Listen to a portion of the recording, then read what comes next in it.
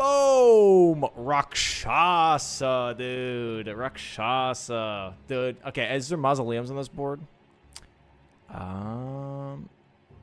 No, but there's catacombs. Okay, so this is interesting. So catacombs could definitely kind of push that because you have to do either the Jory catacomb or the double Death Knight catacombs. There's only 3. There is actually Jory on the board too. So clear 2 catacombs and Jory on column 5. Yeah, man. Gino, by the way, did you? If you want to, you can get the board under mods for season. I'm not sure if you grabbed that. If you want to grab the board. I did not, but I'll quickly do that. Yeah. There's the under. If you scroll up a little bit, the Asker one, the GitHub one. If that makes it a little bit easier for you to view the board instead of trying to see it on the, the player screens. Yeah. So we have Clear 2 Catacombs, Jory, Rakshasa. That's already a nice little synergy. Dryleaf Dane early game is there, so that's probably going to be rushed, I would assume. Yeah. Larval Tears is a corner square. That could be something too. Yep. Let me see here. Actually, I could do this as well. Hold on. Let me do this. Actually, it might be a little bit easier for you. Just so we could do. I can see it on their boards now, but I'll get the. Yeah. I was gonna say I can literally just like screen share my bingo board on OBS. Maybe that's easier. Yeah, I got it. So okay, gotcha. Sorry about that. Rakshasa middle square. There is a Jory on here as well, so they're going to be going in that direction. Potentially, it's also in a higher priority spot in the corner. Now, obviously, that's going to be a bit later, but you're going to want to go in that direction anyways. We got Great Katana Cell. There's also Frenzy NPC, which is also in a diagonal square. Catacombs. Okay, so there's a lot of reason to try to go into this. What do they call that area? The river. Woods? Oh, the river. Like Elec River or something like that. I think Elec River is the one with Chief Bloodfiend. The other one is like it's like downstream or something. It's like one of the greats is like downstream. I think it's Elec downstream though, so I think it's kind of the same. It's like the same river, but just. Yep. Yeah. But there's also like the watering hole. I don't know. It's a place no one was technically supposed to find because that stupid hidden wall. Like. Yeah. That's still tough. crazy. That like you put a whole like a third of the game behind a fake wall, and like you expect people to find that. Dude, I was going through the DLC. My motto was always be shackling, just so that would never I was shackling constantly. I didn't even know where the illusory walls were because I just never saw them. Yeah, same. Yeah, I literally just kept on doing it. I was like, I don't want to miss anything. And here we go, match starting, and both players going to be rushing straight for those larval tears. I assume so, anyways. Row 2, column 2, larval tears going to be rushing those 3 from the very get-go, as those are really easy to grab here.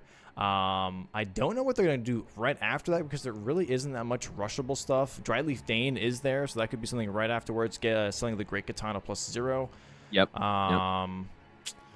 Beyond that, honestly, Queeline and Bellerot is not the worst idea because you do have Scorpion Stew, so you could do Dancing Lion with Queeline and Bellerot. Otherwise, it's a little bit of a dead end. NPC dropped weapons could be a thing here too. That could work into Rakshasa again. Yeah, it could, yeah. So you got that. Yeah, so. Red Bear Rakshasa if you really wanted to. And, well, yeah, I guess the question here that if I was in their position, what I'd be thinking is when... There's a couple quick squares that you can get first, but then when do you start making your way down to that Rakshasa area? Yeah.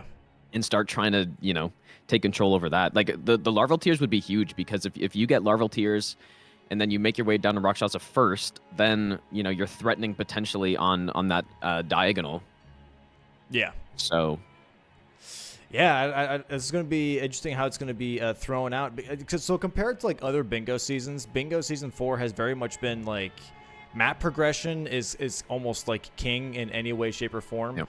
Even if it loses you a square or two, you just sacrifice that, being like, okay, well, I'm going to get like this type of access because I know this is very board heavy in this region. So even if I do lose out on like some early rushable squares like Great Katana or Larval Tears, I will get to Shadowkeep first, and that will give me like access to 4 squares, or I'll get access to Cerulean Coast by going through Ancient Dragon Man, and I'll just risk losing some of that early like rushable aggressiveness. But yeah, both players right now are just really rushing larval tiers, and they're both pretty much in sync. We'll go ahead and open up that map. The map is back, and love the map. We'll see how it's looking right now. I think actually looking like Bushy is a little bit in the lead, currently by like 2 seconds. So that's big. I mean, the early game races are always tough in bingo, like because you lose it and then you just spent all this time doing stuff and you didn't even get the square out of it. Yeah, that is kind of crazy here that Bushy is just a little ahead. You're going to grab this larval tier, going to pour it out immediately. This is going to be a race that Chris is going to lose. Last larval tier going to be next to the Great Katana, so he's going to miss out on this larval tier, and then he might even lose out on the Great Katana right afterwards because they're right next to each other. This might be a little bit of a rough start here, possibly for Chris, possibly a 2-0 start for Bushy. Yeah, and that larval tier square is important too. But I didn't really catch it. Did he just take a slightly worse path, or? I don't know either. Actually, that's a good question. He might have gotten stuck on some rock somewhere, which I think maybe next to the dog he might have gotten stuck a little bit. Yeah, that could oh boy, this is close. Happen. There it is. There's Bushy grabbing it, and then yeah, both of them straight, turning into that Great Katana. But I feel like for Chris, like he knows that Bushy would probably turn into Great Katana right away as well. So probably not sell it, just go straight for upgrading, or maybe going straight for, just using it going towards Castle Ensis / Fort Reprimand. But no. Oh, Bushy not opting to selling, actually. Yeah. Okay. Interesting. Okay, it's kind of a trade for trade, I guess. 1 for 1. However, now for Bushy, obviously having the better square. Yeah, he's got the better square. He's got the weapon as well. So, I like the play from Bushy though, to just keep it, give up the square that is it that dangerous? It doesn't really look that dangerous to me. So, yeah, I don't mind that play at all. But it would, maybe it would have been nice to have that threat on the row 2. But yeah, gonna sacrifice it. I think it's definitely like a thing of like, hey, if he wants to sell it, he can sell it, but I want to use this. Bushy's been known to run the Great Katana for a lot of his matches, and is very comfortable with like Savage Lion's Claw, Great Katana as his combo setup for a lot of the NPC fights. It does very, very well. And with Rakshasa being on the board, honestly, Savage Lion's Claw might be a good answer. Yeah, I guess does it deal enough poise damage to? I don't know about that actually. Yeah, if Rakshasa starts up the Weed Cutter, I would be kind of concerned that it's not going to interrupt that, but... Yeah, that's a good question. I'm not sure, because obviously we've never freaking seen it throughout the whole season. But, I mean, Savage Lion's Claw does pancake at the end. So, so if it does pancake, I hope it cancels out the Weed Cutter, but it's not guaranteed. And the Savage Lion's Claw, it's shown it's not foolproof. Like we've seen Bushy die to Ancient Dragon Man for like missing half of the Savage Lion's Claw, Ash of War. Yeah. So it's not like a freebie type build that he has going on, but it still is very good for NPCs for the most part, especially like with Dancer, because she backsteps a lot. That Savage Lion's Claw closes that gap a lot more easily. But yeah, Chris here now going for the Teal Grace with Bushy here. The question though is that Chris now doesn't have a weapon because he sold the Great Katana. We'll have to grab the backhand blades later on then instead. Yeah, and backhand blade's pretty good too, right? It's not. Yeah. Like it's got the blind spots pretty nice too with the extra iframes. You can fit in some nice punishes on quite a few bosses with it if you know what you're doing. Yeah. Weirdly enough, actually, backhand blades are actually better than Great Katana. We've had matches where there's been a big debate pretty much on Great Katana or backhand blades. When the first season started, it was very much like, oh, Great Katana's king, like it's the best thing on the planet. But without realizing that you can go to Kale and get Rotten Sword Insignia, you can get Thorned Crack Tier, you can get Ritual Sword Talisman, Lord of Blood Exaltation, and then you put Black Wet Blade on the backhand blades with Bleed. Your DPS skyrockets, and all of a sudden, it just does way better than the Great Katana in the late game for sure. Once you lean into that Dex build. So Fort Reprimand here for Bushy now. Chris going in the same direction. Again, this might be a Dane rush now. Yeah, Dane would be a good pickup. I'm still wondering, that Rakshasa Square's got a lot of stuff going on around it. Very much. How will they prioritize that? Yeah, I mean, rushing it seems obviously a little too crazy because it's pretty far out of the way down the watering hole, but also realizing that there is acquire a torch, which you could genuinely just get the torch from, you know, Midra's Mance if you do go all the way there. Otherwise, you'd have to do Lamenter, right? Yeah, the torch is kind of a... That's so far out of the way that I feel like I would just totally ignore that square and then just imagine it's not there until, you know, super late game. Or if you can, you know, somehow force your opponent into doing it. Yeah. Which, I mean, you could maybe. But yeah, that's not a consideration for a long time, I think. Yeah, Chris here, by the way, wanted to go to round table to go upgrade, then realized he doesn't even have a weapon. So going back to Graveside Plains, they're going to be grabbing the backhand blades next to the Furnace Golem. Bushy, however, not upgrading just yet, but going straight towards Morth Ruins here. And Dane Grace going to be picking up some Skidoo fragments and then maybe upgrade right afterwards. He did grab the money as well in Fort Reprimand, the America's Rune. Yep. Good old 80K. Kind of nice that they have so much money in the DLC. Yeah, and it's quick to get to, like right on the way. Yeah, it's very nice. Yeah, I don't know. We also got incantations on a diagonal as well, but I guess that's kind of another one that you just wait until, you know, quite far in to even think about. But you want to be collecting them on the way. It would be a nice pressure point though for Bushy for sure. If he went for 6 incantations here, maybe kind of prepped that column 2. You know, where he gets like 5 incants, 1 dragon heart, and then just goes Queeline into like just finishing the whole line. That could be pretty powerful for sure, especially having those double corner squares then with larval tears and 6 incantations kind of opens up the you know, the diagonal a little bit too for him. Yeah, that could be pretty strong for sure. Definitely expecting that here. Chris getting some of the physic tiers that he needs. There's the Thorny Crack tier, Lord Blood. Lots of money, which is nice.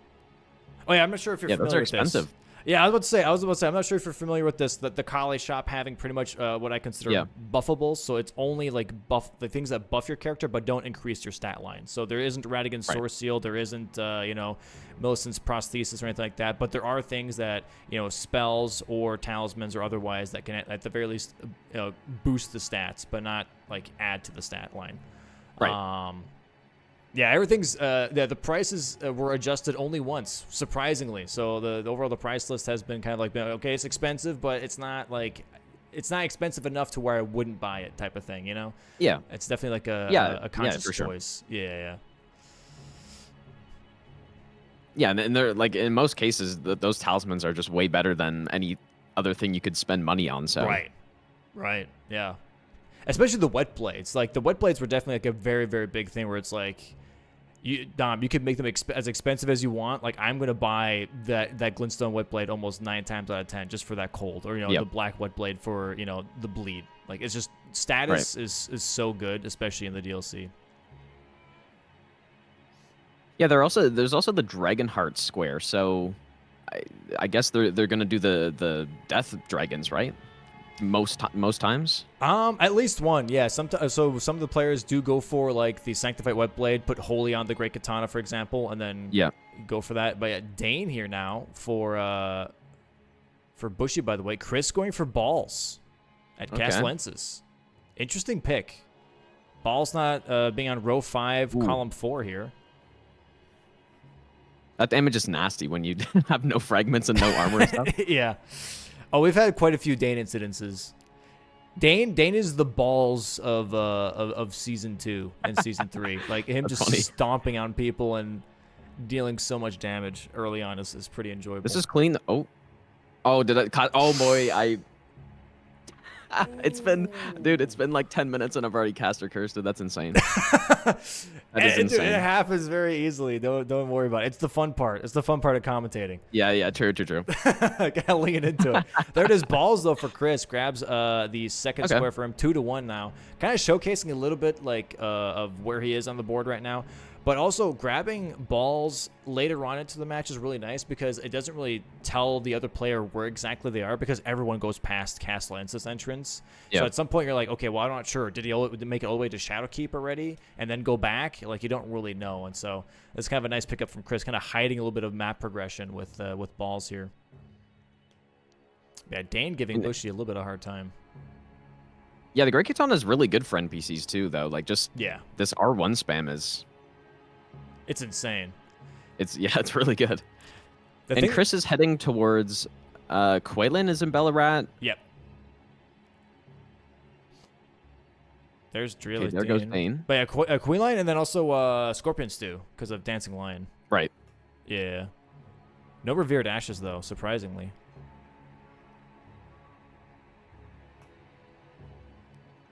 But, yeah, the Great Katana is really good because it's heavier than the normal katanas, right? So just the micro staggers from all of those R1s is really strong. There is genuinely, like, an R1 almost pretty much scripted fight on Black Knight Edred because you just crouch R1, R1, crouch R1, R1, and recycle. It's like that's all you do, and you just can't get out of it. No, it's probably I think that's my favorite weapon type in the game at this point. Just I find the moveset just so satisfying. Really? Okay. Yeah, it is really good. At first, I felt a little awkward with it when I first picked it up for my first playthrough. I was like, I don't know, it feels a little slow, but definitely got more accustomed to it. We're going to kill Egon here, apparently, on Bushy's screen as he wants NPC dropped weapons, him dropping Egon's Great Bow. There is no Egon's Furled Finger or summon Egon while killing Bale, so this is a really nice pickup. Not locking himself out of anything. Oh yeah, that's the other fun part, by the way, Gino. We added pretty much like squares on the board where you can lock yourself out of, which I feel like it was not really a thing in I've noticed prior that. seasons. Yeah, so like you can lock yourself out of like floor sacks to sleep type thing, you know, Egon, Moore's armor set you can lock yourself out of if you, the Healing the Wounded Kindred if you kill Moore too soon, you know, all kinds of stuff. It kind of adds an extra layer of strategy to it, which is We nice. got a Quillen fight here. This is looking a little rough right now, but dude, he's mean. Yeah. I've seen him jump R2 4 times in a row, and it keeps catching you because that sword has insane range. Yeah, and he's got the Ash of War too that has really good hyper armor on it, and I can't remember if it's a true combo with the flame, but I feel like it is. Yeah, I think it is. That blind spot Ash of War, which is really nice. There it is, clean. Nice. That kind of blocks out that larval tier power. Now, obviously, still that diagonal is there, but at the very least, those two squares kind of take care of a lot of that pressure. Bushy looking at the board here, not too sure what exactly he has to do with that. Kind of just showcases to Bushy here, like, okay, I've been going back to block out things, but still not really showing map progression at all in any way. More or less is backtracking the map. Chris now going to Morth Ruins after Fort Reprimand. And Ancient Dragon Man now going to be here for Bushy. Maybe looking at Dragon Hearts? Maybe he was thinking about it. Yeah, I think he's looking at Dragon Hearts and also the NPC weapons. Yeah. Going for that Dragon Hunter's Which I like that play. I mean, it's... If he can get both of those built up on a line, but, like, realistically, that line probably won't be a bingo, but... Yeah. A couple squares nonetheless. Would be tough anyways. Unless you do Dragon Hearts with NPC dropped weapons and then immediately do Forges to really push Rakshasa Catacombs, you know? Yeah, that could definitely be his game plan here. Yeah. I think that's probably a decent game plan. Yeah, this is... Always got to be careful. That's got to be one shot, I would assume, right? It is. Yeah, it literally is. It doesn't matter how much health you have. I know some people are saying, like, if you have Ritual Shield, it doesn't one-shot, but I swear I've had Ritual Shield and it still one-shots me. I don't know what the, like, faith scaling is that Ancient Dragon Man has, but it's bananas. Nice fight. Very nice fight. Not using Savage Lion's Claw, by the way. I just noticed. He's just holding on to overhead stance. Yeah, I feel like just R1s are probably better than Savage Lion's Claw, but I mean... I haven't used that Ash of War a ton. Yeah. But I think it's probably just more consistent to just, instead of trying to poise through stuff, especially with no defense, basically, just go for the higher skill fight and just do exactly what he just did right there. Yeah. All right, Chris now here, going towards Shadowkeep. There it is. 3 NPC dropped weapons for Bushy. Nice. Really good idea. He held on to that Dryleaf Arts and kind of left it there after the Dane fight and then went back afterwards. Yeah, I guess the hope of that is to hope that Chris is also, like starting to work towards it. Yeah. Or just not tell him what. Oh, he's having an incident here. Yeah. Yeah. Curse Blade Labyrinth. Classic Curse Blade. Yeah, these guys are not underestimated at all by the players, but man, do they still like rip people to shreds. Yeah. Yeah, they're tough. They're tough, dude. Like they just do so much damage, and they really catch you if you're trying to run away from them. Yeah. Genuinely, the DLC just feels like they sat down and they had a board meeting. They're like, you know, the combos we had in the base game, let's double that. Yeah, that's true. Literally, like every enemy has a 10-piece combo, even just like basic enemies. It's just crazy. You don't just love like watching the gameplay itself when you're just sitting through a combo like that. You're just like sitting there. It's like, oh, the game is.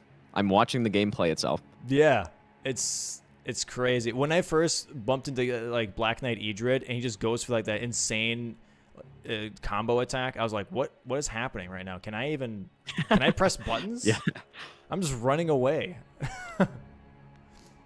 Hippo here for Chris now. Okay, so he's looking for early Shadow Keep, not going through a Churchwater district, but actually just going straight through the front door. And he does get an incant from this, though. He does get the aspect of the Crucible Thorns. So this could play into that a little bit, kind of working towards maybe that diagonal square with Hippo.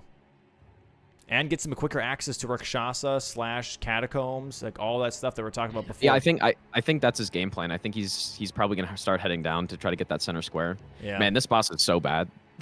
Like, it's a rough one. Red Bear for Bushy here, row 1, column 4.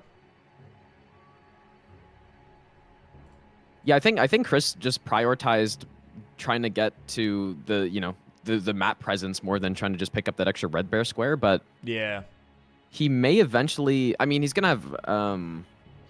He may eventually have some concerns on that row 1 by skipping this, but definitely could happen. I mean, he already has the Queen block at least for row 1, but oh, that's right. But yeah, I got the colors mixed up. Yeah, you could. No worries.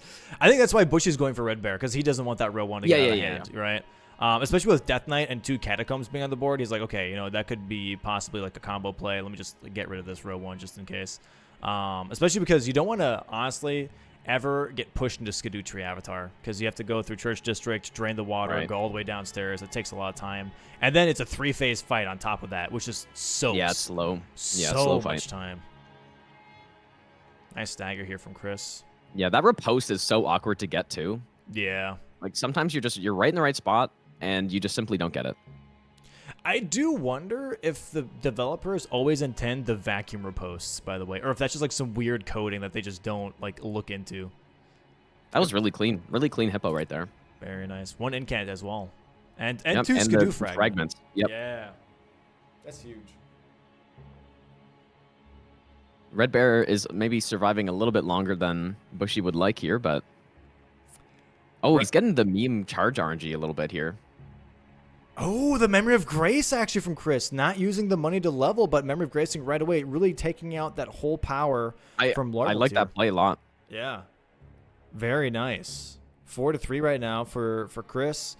And activates kind of like that column 1 now. It's got 2 Forges, Giant Hand, and Finger Ruin Dio. And is that a Wendy's 4-for-4? We have 4 squares for each player. Very nice. Very nice, Red Bear. Yeah, I mean, as we've learned in Bingo over, the last few seasons, the geometry of the board is very important. Now, Bushy dealt with the threat with Red Bear, but finding squares that do multiple things is kind of the most important thing in Bingo, I feel like. So, Memory Gracing with 300k, it turns out that he doesn't get that row 1 threat anymore, but, it's a square that progresses him in 2 rows instead of just doing one thing or looking to block someone else while progressing your own line or whatever. Those are the best plays you can make. So yeah, that's like a weird also kind of like I would say that's part of the difficulty of Bingo is like looking at squares and be like, okay, I could combine these 3 squares or these 2 squares, but is that also a positional advantage at all on the board? Or is it maybe just going for this one single square that gets me a corner square more worth my time that actually puts on a lot more pressure or future pressure versus the opponent? Chris grabbing here the painting. Do we have paintings on this board? Or I don't see painting, and I don't see transformation either. Yeah, I guess he just grabbed it just in case kind of thing because he's right there. But now in the watering hole. Okay, so he's the closest to Rakshasa right now. Yeah. Bushy, not even close. Didn't go through Bonnieville, and didn't go through Churchwater District. Didn't go through Hippo. So right now, Chris has a huge priority on Rakshasa and everything downstairs. Yeah, Bushy's in. I think Bushy's in a good spot to deal with the threats of that, though. Yeah. At this point, so he's got some of the blocks, at least the larval tiers he's got, which is like we knew is going to be very important. Earlier, Chris is going for the incant down here, I think. Yep. Oh. Jumped a that little wasn't a too caster soon. curse. Not a caster curse. That was. You're just going to veto that one real quick. Yeah, I think he's going for the golden arcs here, right? And then maybe gonna go straight into Bonnieville as well right afterwards. Oh, mother pickup here for Bushy. Maybe looking for Giant Hand in the Finger Ruins. I mean, do you know where that one is, by the way? Yeah. Okay, because I did not at first, and because I think Chris actually suggested that square. He's like, yeah, someone should do the Giant Hand. I'm like, what do you mean the Giant Hand? He's like, yeah, there's a Giant Hand in the Finger Ruins. I'm like, I have never seen that thing in my life. Yeah, he's kind of hidden. Yeah, he's like really, really just in a hole, literally. And I mean, that place is also like foggy. You don't see anything. You could easily just bypass that, unless you like check every single corner. But I think the reason why I didn't find it the first time is because I went to the other Finger Ruins first, and I checked the whole thing, and there was nothing. Well, so I missed them on my first playthrough, and I did the exact same thing. Yeah. I walked through the whole Finger Ruins the first time, nothing there. I'm like, okay, I got to the next one. I'm just gonna go get the thing and just get out. Yeah, exactly. It's like not worth my time. This is ridiculous. Which is such a shame too. You could have hit so many cool things. It was such a cool open area. I was like, damn, like there's got to be something really sick here. Nothing. Yep. Just a bunch of lampreys snaring me left and right. Yeah. So dumb. Yeah, it's not nice. It's not very nice.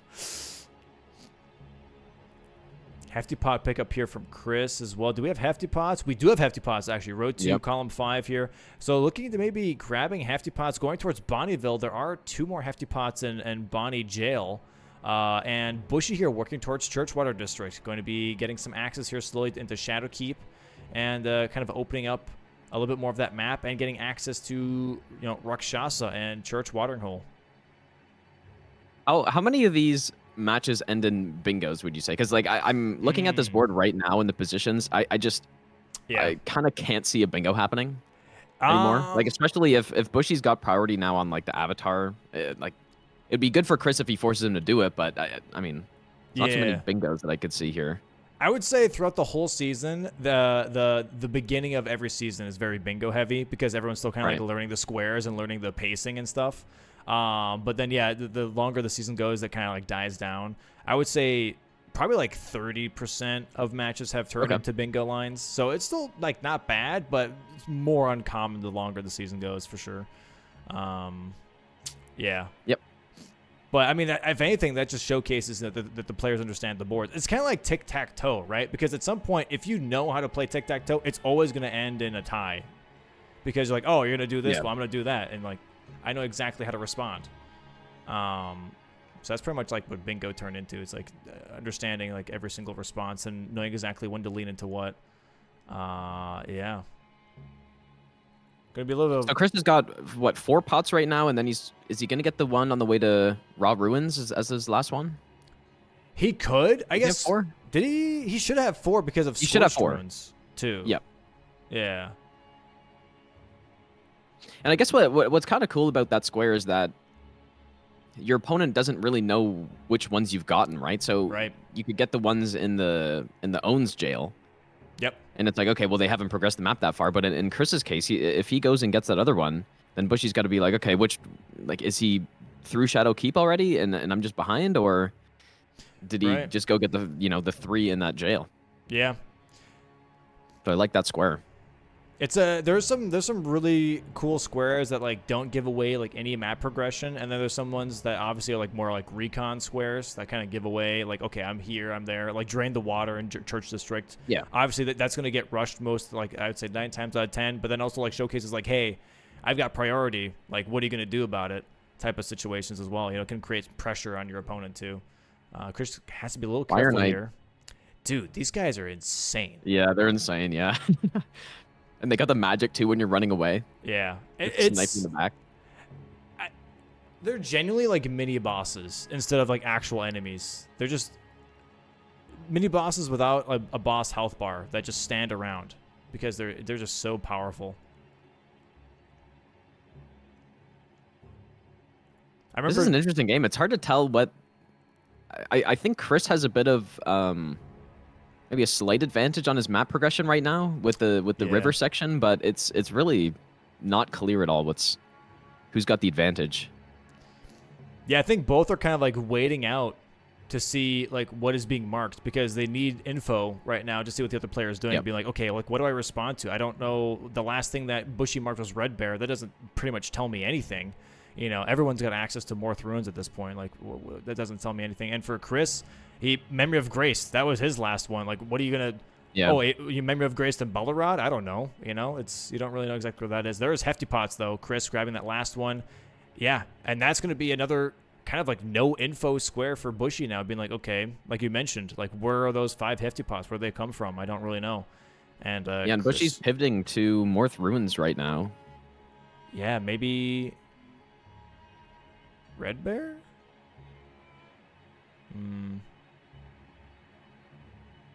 Going to Forges. Forges, yeah. Okay. Interesting. Also going for like one of the longest Forges. I don't like this one. This one takes way too long because of the stupid levers that you have to do. Yeah, that's right. Yeah. This one's. There are a few. I think there are a few jumps you can do in here. I don't know if anyone does it in bingo, but there are a few like little jumps you can do to skip. Oh, really? Stuff. Or, yeah. I'm very unfamiliar with this one, to be fair. Like, this is the one I avoid at all times because I just don't like it. It's the most tedious one. I go for Talu, which is the quick one, and then the beginner one, right? The first one, which is just lowering the pipe. That's it. So this one's definitely the worst one to go for. That's why grabbing the Egon Grace is always a good idea because you have those gravestones to drop down right in front of that first forge as well. Right. I think it's still worth your time to really do that one instead over this one. But some players just opt for this one, which is fair. All right, Chris picks up, I believe, his 3rd incantation, which is also down on this path. So I like Chris's position right now quite a lot. And Bushy's going for the Forge's block. Or he's going for the block plus, progressing his line, which is kind of what I was saying earlier. It's a decent play. But the problem is Chris has a lot of threats right now, I think. He's got priority on Jory, which also builds up 2 of his lines. He's probably going to end up getting this middle square. He'll have priority on Frenzy NPC. Like, he's probably going to get a lot of squares here very quick, so... Yep. I think as soon as Chris gets Rakshasa, I think Bushy will realize that he might be in deep shit. Because, yeah, that's going to showcase, like, hey, I've got priority to Catacombs. I got priority to, Frenzy NPC, possibly Torch. I got priority to Jory. That's a lot of, like, power to have on the board. Well, I guess, that's true. I guess Torch, Bushy does have Lamenter's Jail available. Yeah. So, like, he could... I mean, that's not really a block you want, or a square you want to go it's a lot of travel to immediately. For sure.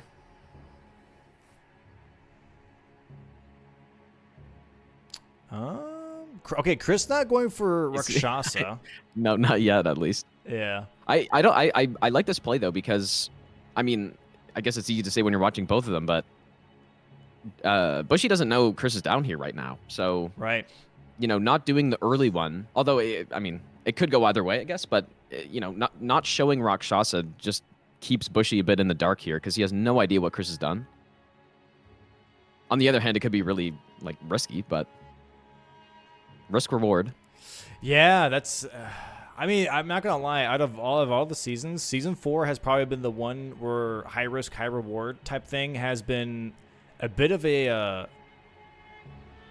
not worth it, to be honest, because everything's way more compact, right? And this specific setting.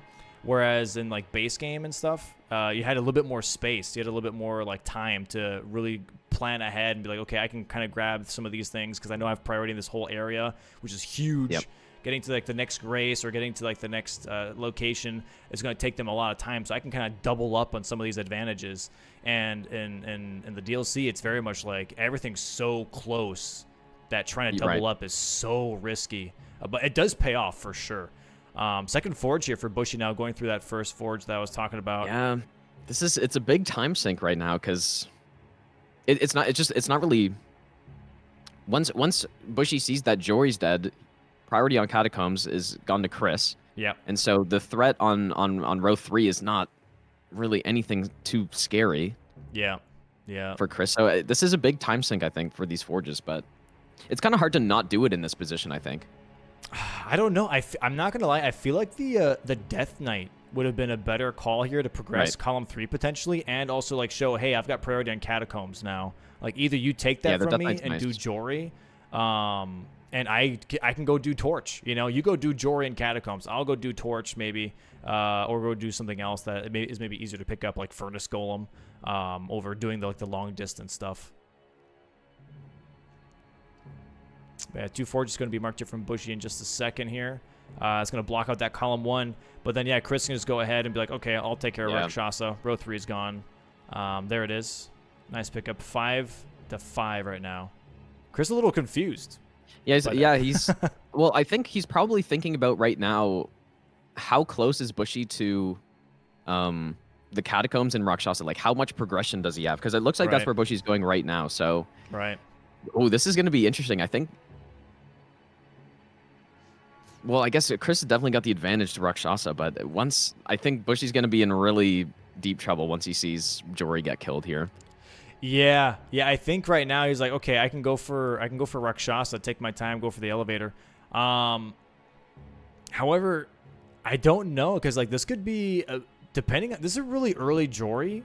This might be a little bit of a longer fight for Chris too, to where it would be a full-on like Rakshasa race. Yeah. Well, what's the strat people go with? Backstabbing or? Yeah, definitely backstab looping for sure. 100%. They've definitely like learned the optimization of like backstab for the teleport, then just go and attack for the first 2, like the next 2 attacks, and then backstab again. Yeah, because he's got Jory's got the cooldown. Right. Well, actually, apparently someone told me that they looked at the code and it was a 1 in 1,000 chance for teleport twice. I've never seen it personally, but apparently that's a thing. Or I think it was 1 in 1,000. That's crazy. Surely not going to get memed here. Oh boy, that damage is. Backstab. He's got bleed though. I guess it kind of like helps out a little bit, but yeah, it's definitely not optimal. But yeah, Bushy's about to head down the coffin though, so it's. Okay, nice backstab to cancel port. It's gonna be close for Rakshasa if Chris wants to go for it after, which I feel like he probably should. Yeah, those R1s are really not helping him in any way. Okay, Chris not going for the double punish. Gets another bleed, though, already. That's crazy. 2 bleeds like that? Yep. Is Jory very susceptible to bleed? Or? Yeah, I think Jory's pretty weak to bleed. I think Jory's weak to basically everything, like sleep, frost. Interesting. And yet the freaking stagger frames is, like, so short. Yeah, You, like, wait 1 frame, and, like, Jory's already standing up again. You're like, what the hell? Nice backstab. Yeah, Jory is just such a terrible boss. Yeah, it's literally like. Ooh, he was okay. Renala 2.0. Nice I guess sort of. I never really thought about that. He just spams the summons and just keeps. It's worse because he keeps teleporting. There we go. Nice. Okay, Bushy's getting really close to Rakshasa. So at this point, Bushy will have Rakshasa if he goes there immediately. Like he should get there first. Oh, I don't know. Like this is. Yeah, I guess so. Yeah, but Chris does have the grace. It'll come down to the weapon and just who's better at the fight, I guess. Backhand blades, I don't know. Backhand blades is going to be rough versus Rakshasa. Right. Yeah. That's going to be not good. There it is, Jory though. There's the Jory mark. And here's the thing though for Chris. He wouldn't even have to do Rakshasa. I mean, looking at column 1, Catacombs and Scorpion Stew, he already has Queeline and Bellarod. He could easily lean into the Scorpion Stew and the 1 more Catacomb with Death Knight. Next thing you know, column 1 looking kind of scary. Or sorry, column 5, not column 1. My apologies. Yep. Yeah, Crystal has much better. So even if he doesn't get Rakshasa, which it looks like he's maybe not going for, so even if Bushy gets it, I still think he's got a lot of priority on a lot of squares. So it's gonna be hard for Bushy to keep up. But I mean, getting Rakshasa is a big win for Bushy though, in his hopes of trying to get that column 3 bingo. Yeah, Chris going for the Death Knight. Looks like Castle ends his front side. Yeah, that's a solid play. Yeah. Just totally shut down that threat. Mm-hmm. While also picking up your own bingo, so. Oh boy, this boss is. Here we go. This is what we came to see, chat. She only does Weed Cutter 3 times, right? Like, it's always only 3 times? I've never seen her do more than 3. I don't know. Well, he got a nice Frost proc right when Weed Cutter was coming in. Yeah. It's just the poison on this boss is just so obnoxious. Okay, not But bad this weapon, punishes. It's breaking through the boys, so. Yeah. For now. Now, what about overhead stance?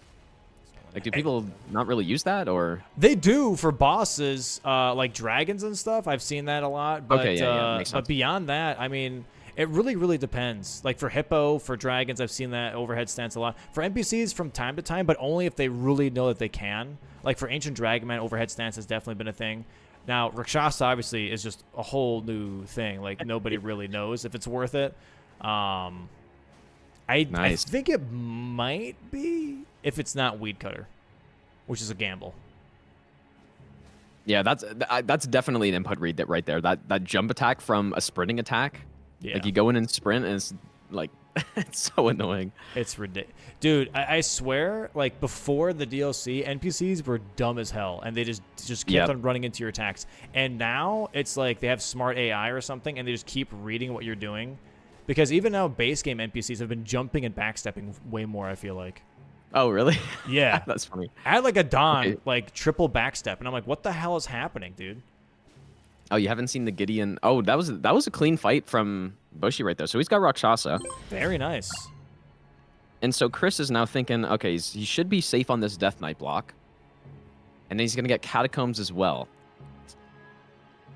Yeah. First try, too, actually. That was a really good Rakshasa. But yeah, you haven't seen the Gideon, like, 15 backsteps in a row before? No, I have not. Like, he just keeps backstepping. He's insane, dude. That's crazy. I've not seen that. That's hilarious, though.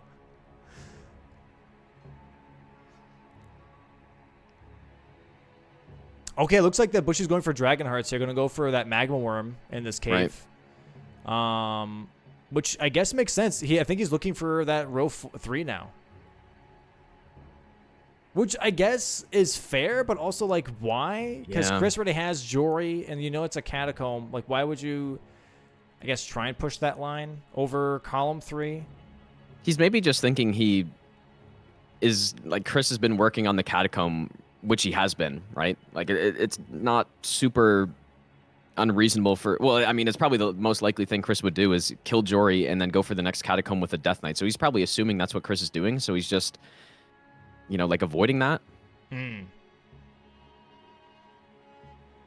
This boss has some crazy combos too. Yeah, the Death Knight, the long haft one is pretty straightforward, but this guy is kind of crazy. It's kind of really too bad that you can backstab them. I think it kind of dumped them down a bit too much. Yeah. No, I definitely agree. Oh, we got pulled into the. Oh wow! What a save. Oh, that was such a meme right there. That's like the only time you really died a Magma Worm, I feel like nowadays, is when he spews lava and then just pulls you into it, this huge-ass sword. Ooh, Chris getting a little greedy. Okay, jeez, these guys are cutting it close here. Okay, lightning spin. I think you can jump that. I'm pretty sure you can just jump that. I roll it point blank at this point. Yeah, you can do that as well, yeah. Yeah, it's definitely just a weird timing, though. Because it's super delayed. Lightning Spear, my beloved. Knight's Lightning Spear, that is. What an insane spell. Yeah, it's probably the best. I feel like it's the best incant in the game, just overall. Yeah. I mean, even like before the nerf, the poise damage was through the freaking roof. Yeah. Well, it's still pretty good. Yeah, no, it's still amazing. It just bums me out that they nerfed it. Nice. Okay, so that's the 2-1 here. Yeah. So now that column 5 is like, okay, you know, Chris not pushing Scorpion Stew though, which is a little surprising. I would have thought he would have gone for Scorpion Stew right away. But okay, Bushy already responding, going straight for the Chris was definitely thinking about it right there. He was thinking about Scorpion Stew. He was looking at Bellarat, but yeah, I guess so. So Bushy's going to be going for this Avatar block. Yeah. Which is probably exactly what Chris wants, right? I would assume Chris, so. right now, he's not even thinking about that column, it seems, right? He's probably going to go for the Frenzy NPC.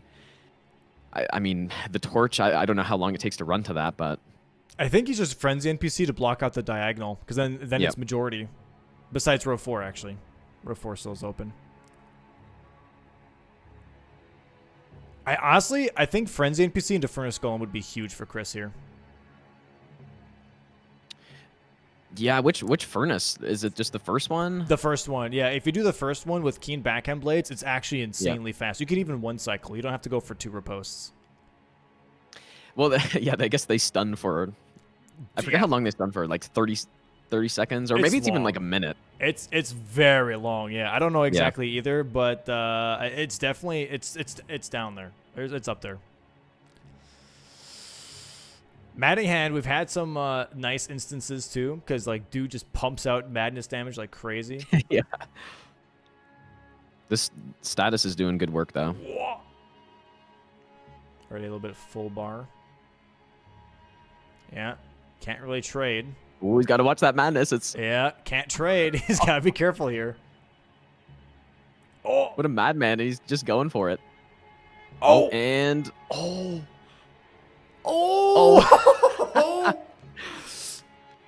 what a save right there. That was insane. That was like straight out of an action movie. You just jump over the explosion. Yeah. Oh, and he gets him. That was crazy. Friends NPC pickup here for Chris. There it is. Every single bingo block besides row 4. And now, okay, it looks like Bushy pivoted from Scaducery. Actually, yeah, I think he might be going for the stew, which is... Oh, and now Chris is going for it. Big mistake. I guess he doesn't know, but this is where that map progression that Chris had was just... Like, it was very important in this game. Yeah, yeah. And Chris just prioritized it, and now he's reaping the rewards of it.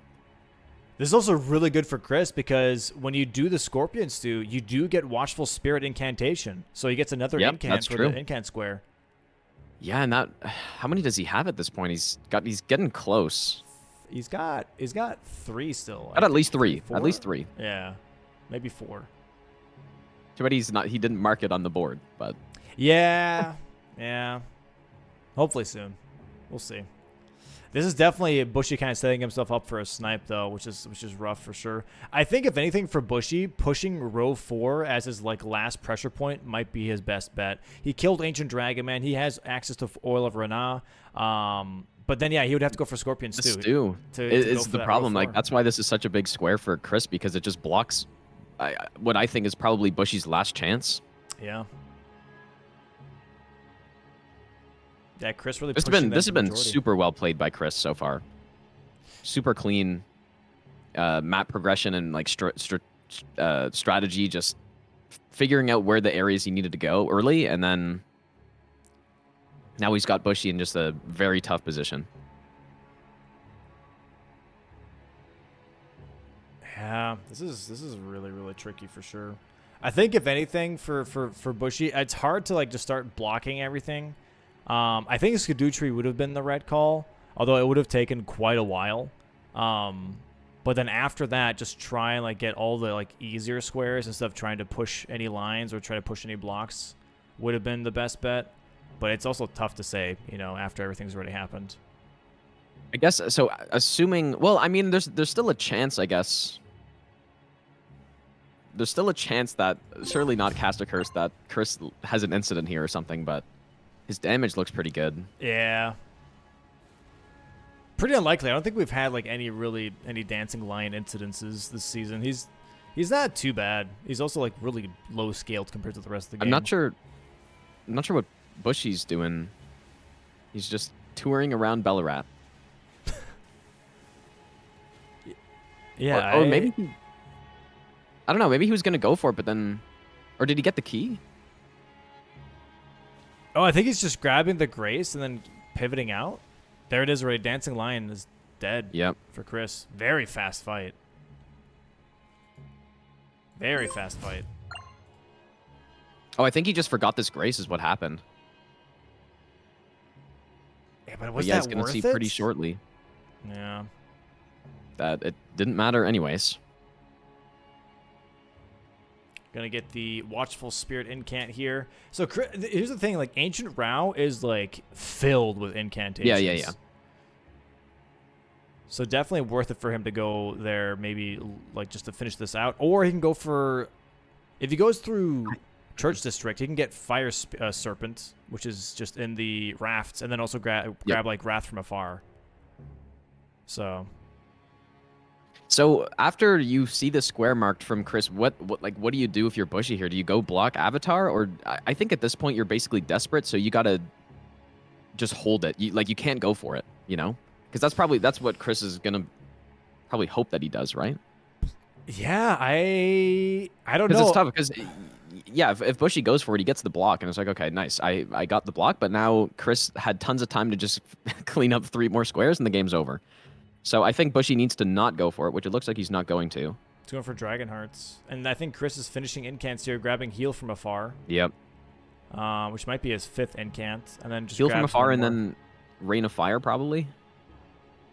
Right, yeah. Rain of Fire, I feel like Fire Serpent wouldn't be a bad idea because it is on the way to Giant Hand and Finger Ruin Dio. Going for that backside access. You can get Fire Serpent. You can get Wrath from Afar. Yeah, those are probably the 3 quickest for sure. Yeah, killing Salsa for Rain of Fire. Definitely a lot of options. Yeah, I think Chris is in a position too where he can just kind of hold on to it. Yeah. Because it's not really I don't know. I don't think that's a square that you're just like expecting your opponent is going to do next. Yeah. Oh, 100%. Especially with how long it takes. So and there's not, I mean, I don't think there's anything else going on in Raw Ruins, right? So if anything, Chris, if he pushed Furnace Golems just for that extra pressure point of row 5 with column 1. That could be okay. It looks like he's just going to go for it right away, which is definitely not a bad play with the position he's in right now. It's kind of, when you're this far ahead, it's much harder to make a mistake. Yeah. Like everything's good. Well, Bushy misses the riposte on the dragon. That's where like all the damage comes from.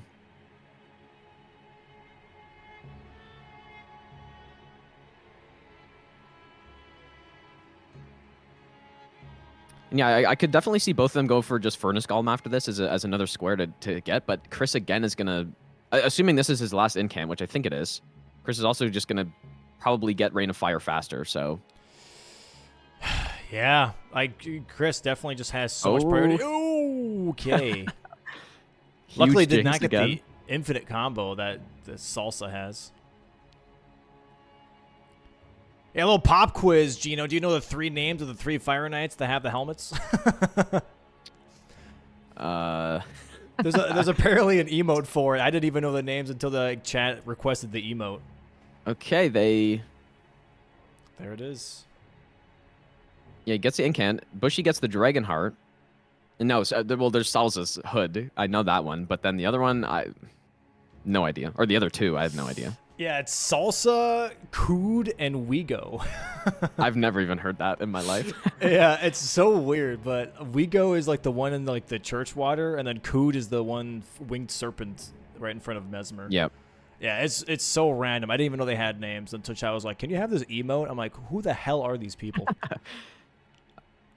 So Bushy's, it looks like he's going for the oil plus maybe torch, maybe Furnace Golem also in this area. Oh, I doubt it, because this one in the area is like armored, right? So you'd have to have the whole pot situation set up. That would be crazy, though. Yeah, that'd be not good.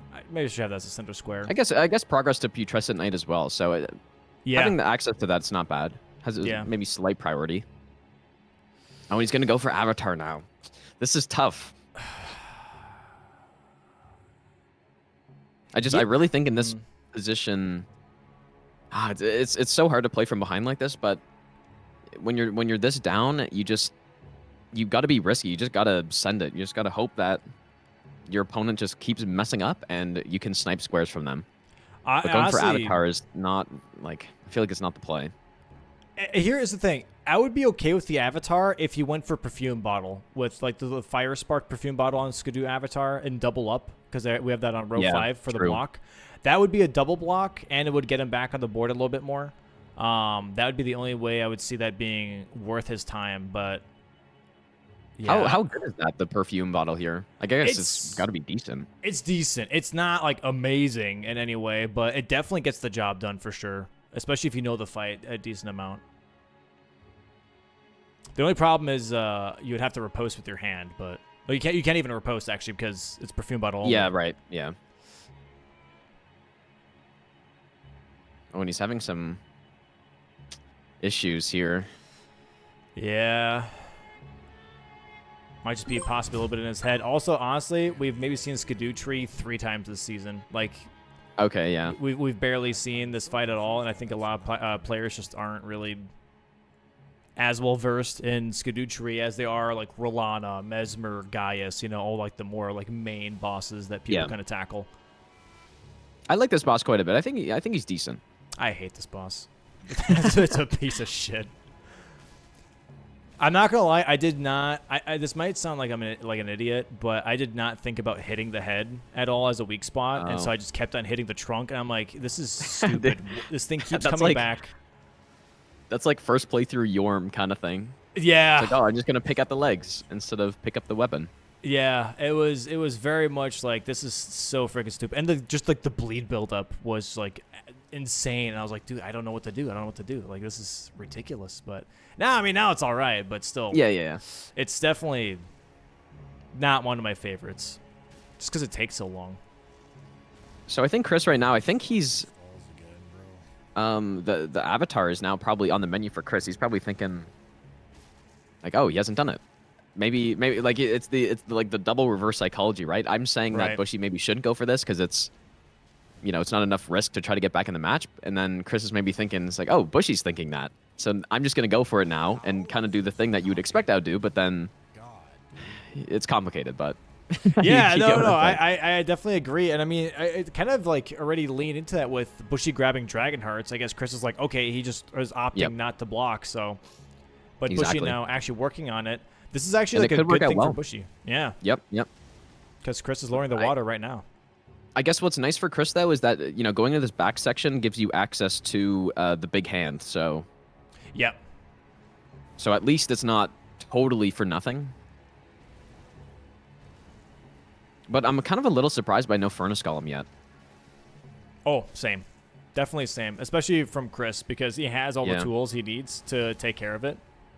So I was really expecting him to grab that earlier on. Oh, I missed the charge art too there for Bushy.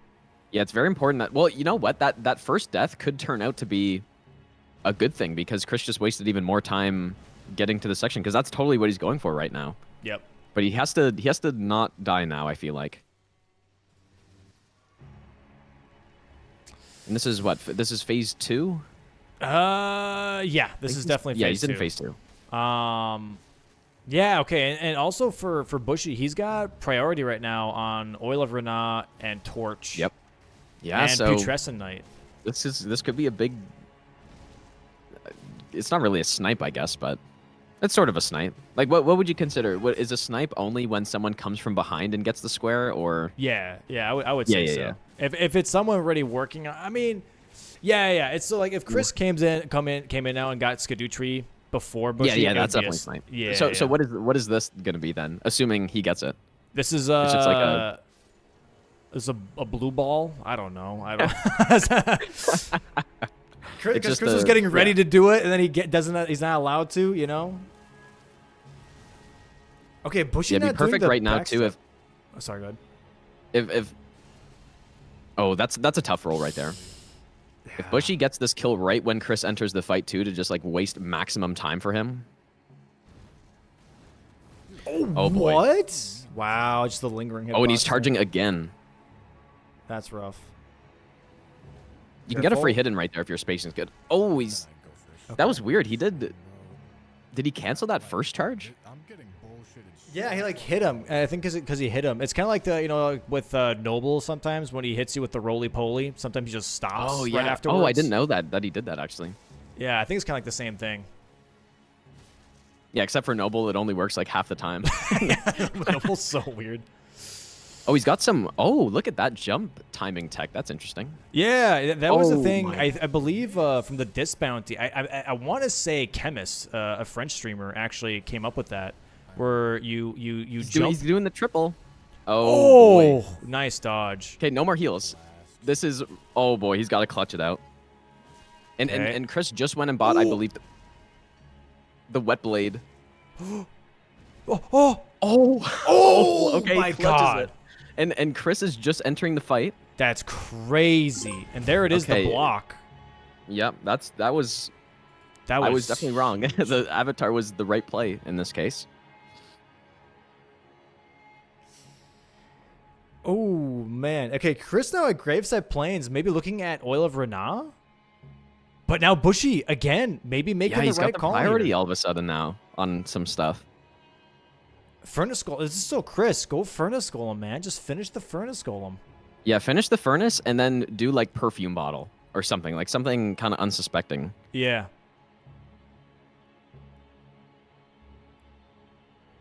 Easy to say when we're watching both of them, though. Yeah, just do it, man. What are you doing? Yeah. Have you done a lot of like experimenting with the different perfume bottles, by the way, like the combos? No, I actually just don't like, or I felt like the perfume bottles are really weird to be in the game because there was already the perfume consumable. Yeah. But no, I haven't, like, even when that glitch with the rolling sparks was a thing, I didn't even try because I don't know. I just didn't, I thought I've tried them a little bit and they were just garbage. I'm like, okay, I'm not using these. Yeah, I think it's a unique idea having a new weapon type like that. Yeah. But I feel like it was not at all like really what I expected either at the same time. When it came into like damage or move sets, I was a little like, all right, whatever. So Yeah, I think it's cool. I found it weird when I picked it up. It's like, oh, why is there a perfume weapon when there was already a perfume consumable? Yeah. Like, No, where does that leave the consumable now? that makes sense. Okay, Chris picking up Oh Mother, so He's looking at Giant Hand, I'm assuming. yeah, that's gonna be a good play because Bushy's not over there. So Yeah, but here's the thing. If he goes for Giant Hand, everything else is prio for Bushy besides Yeah. Furnace Golem, you know? yeah, I'm so surprised no one's gone for that. Like I think at this point I probably would look at this and go like, oh, Furnace Golem's still there. I'm just gonna go do that and then continue doing other things. And then at that point you go like, okay, perfume bottle or Giant Hand. Yeah.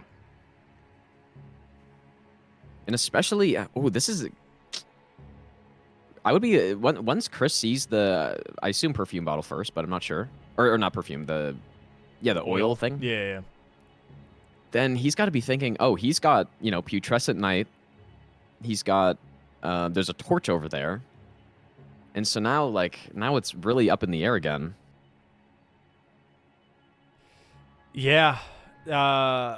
Perfume bottle only. I think Crystal has Dane available, so he could do perfume bottle on Dane as well.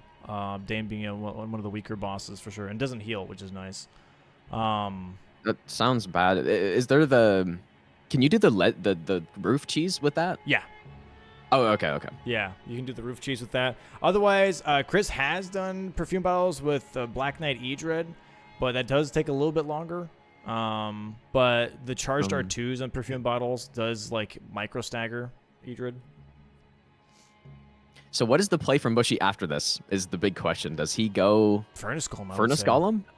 Like, There it is. There's the oil. Chris just nodding, like expecting. yeah, it looks that. like he expected it. If he goes Furnace Golem here, I'm gonna lose my mind. Oh, where's he going? Wait, they're racing for Giant Hand, And- and Bushy has the same bracelet Chris just lit. Oh boy. Oh no. Okay. This will probably determine this match right here. Yeah, hand RNG. And this is honestly in favor for Chris because backhand blades can bleed the hell out of that Giant Hand. Yeah. Why'd they have to make that hand so big? They already had they had big enough hands in the base game, I feel like. I think there was one colossal hand like that actually in the base game too, in Consecrated or Mountaintops or something. Mountaintops was a big one, but I thought he was smaller. I thought the Really? Finger Ruins one was just like another size. I could be wrong on that, but yeah, I don't know. but yeah, there's a huge one in Mountaintops. Yeah, I don't know actually. That's a good question now. Maybe it is a bit bigger. It is huge. It is genuinely a huge, huge hand. Yep. Oh boy.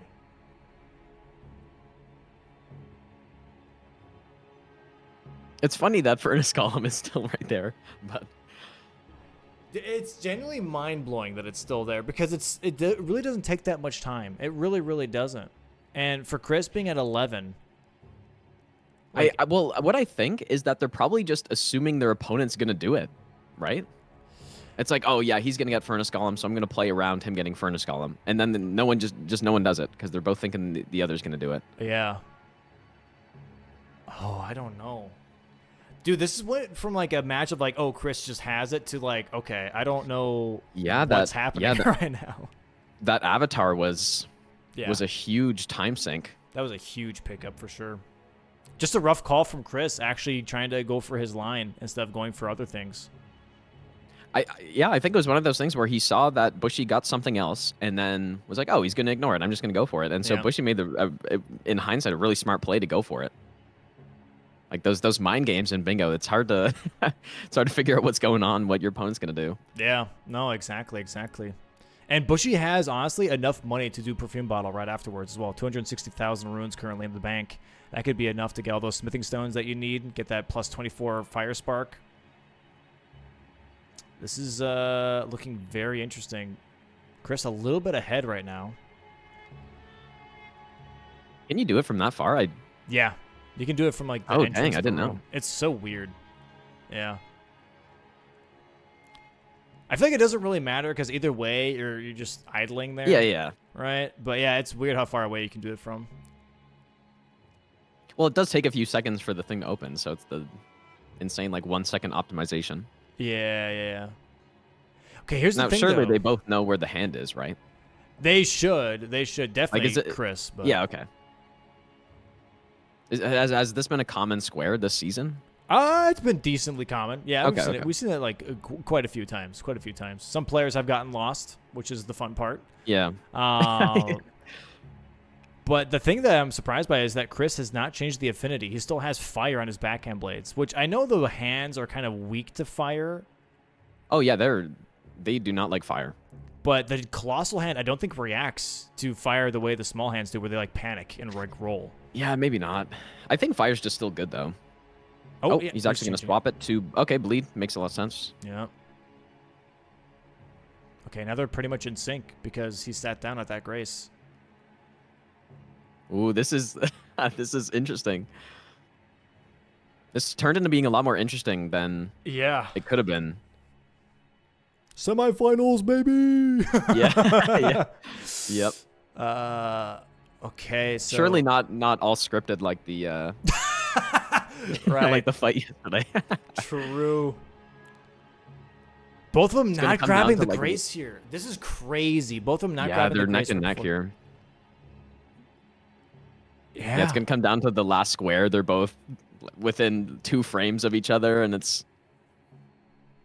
Oh, boy. Yep. Who has the better line? I think Bushy has the better line here.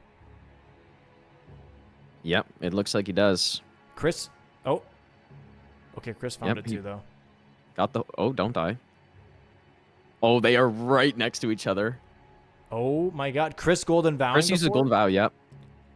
That's a big hand right there. That's such a huge hand. Oh, and it does so much damage. Oh, this is just disgusting. This just makes me disgusted, this enemy. Like, who thought this was a good idea? Oh. Look at he can't even see anything. Yeah, half the model is just like through your screen. Chris getting a huge bleed here, though. Almost half health already. Oh, this is like a really good attack for Chris. Oh, but he gets... Got snared. Oh, he doesn't actually get knocked down. That's interesting. Wait, Chris might die. Oh, death would be... Uh-oh.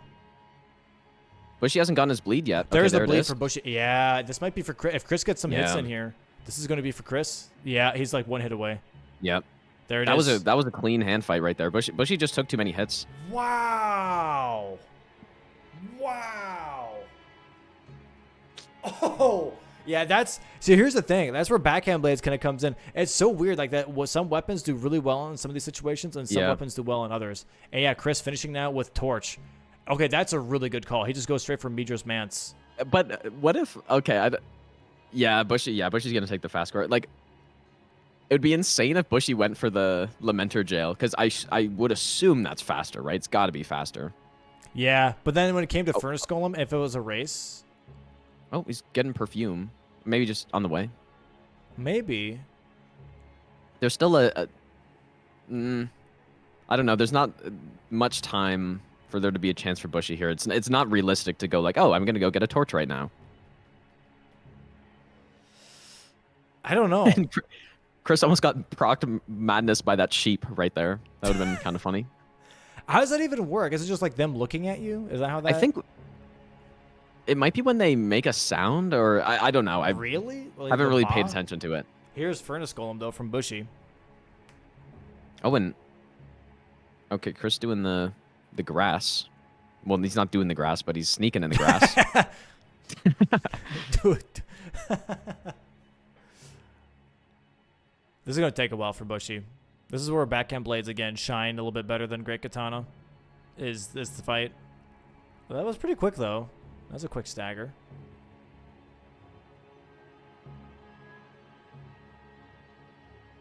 I wonder how much slower it would be to go, like, Furnace Pot. Because I guess... I feel like not going Furnace Pot, but at least going for the Fire Pot and Scorched Ruins, that recipe might even just be worth it, you know? Possibly. Although I don't know exactly what do you need. You need red flesh mushroom, right? And just the black Yeah, the firefly? Furnace Vistage, which there's a bunch near Hippo. There's a bunch in the shack where you get the crafting recipe as well. Oh, you really knocked him down. It actually wasn't that slow either.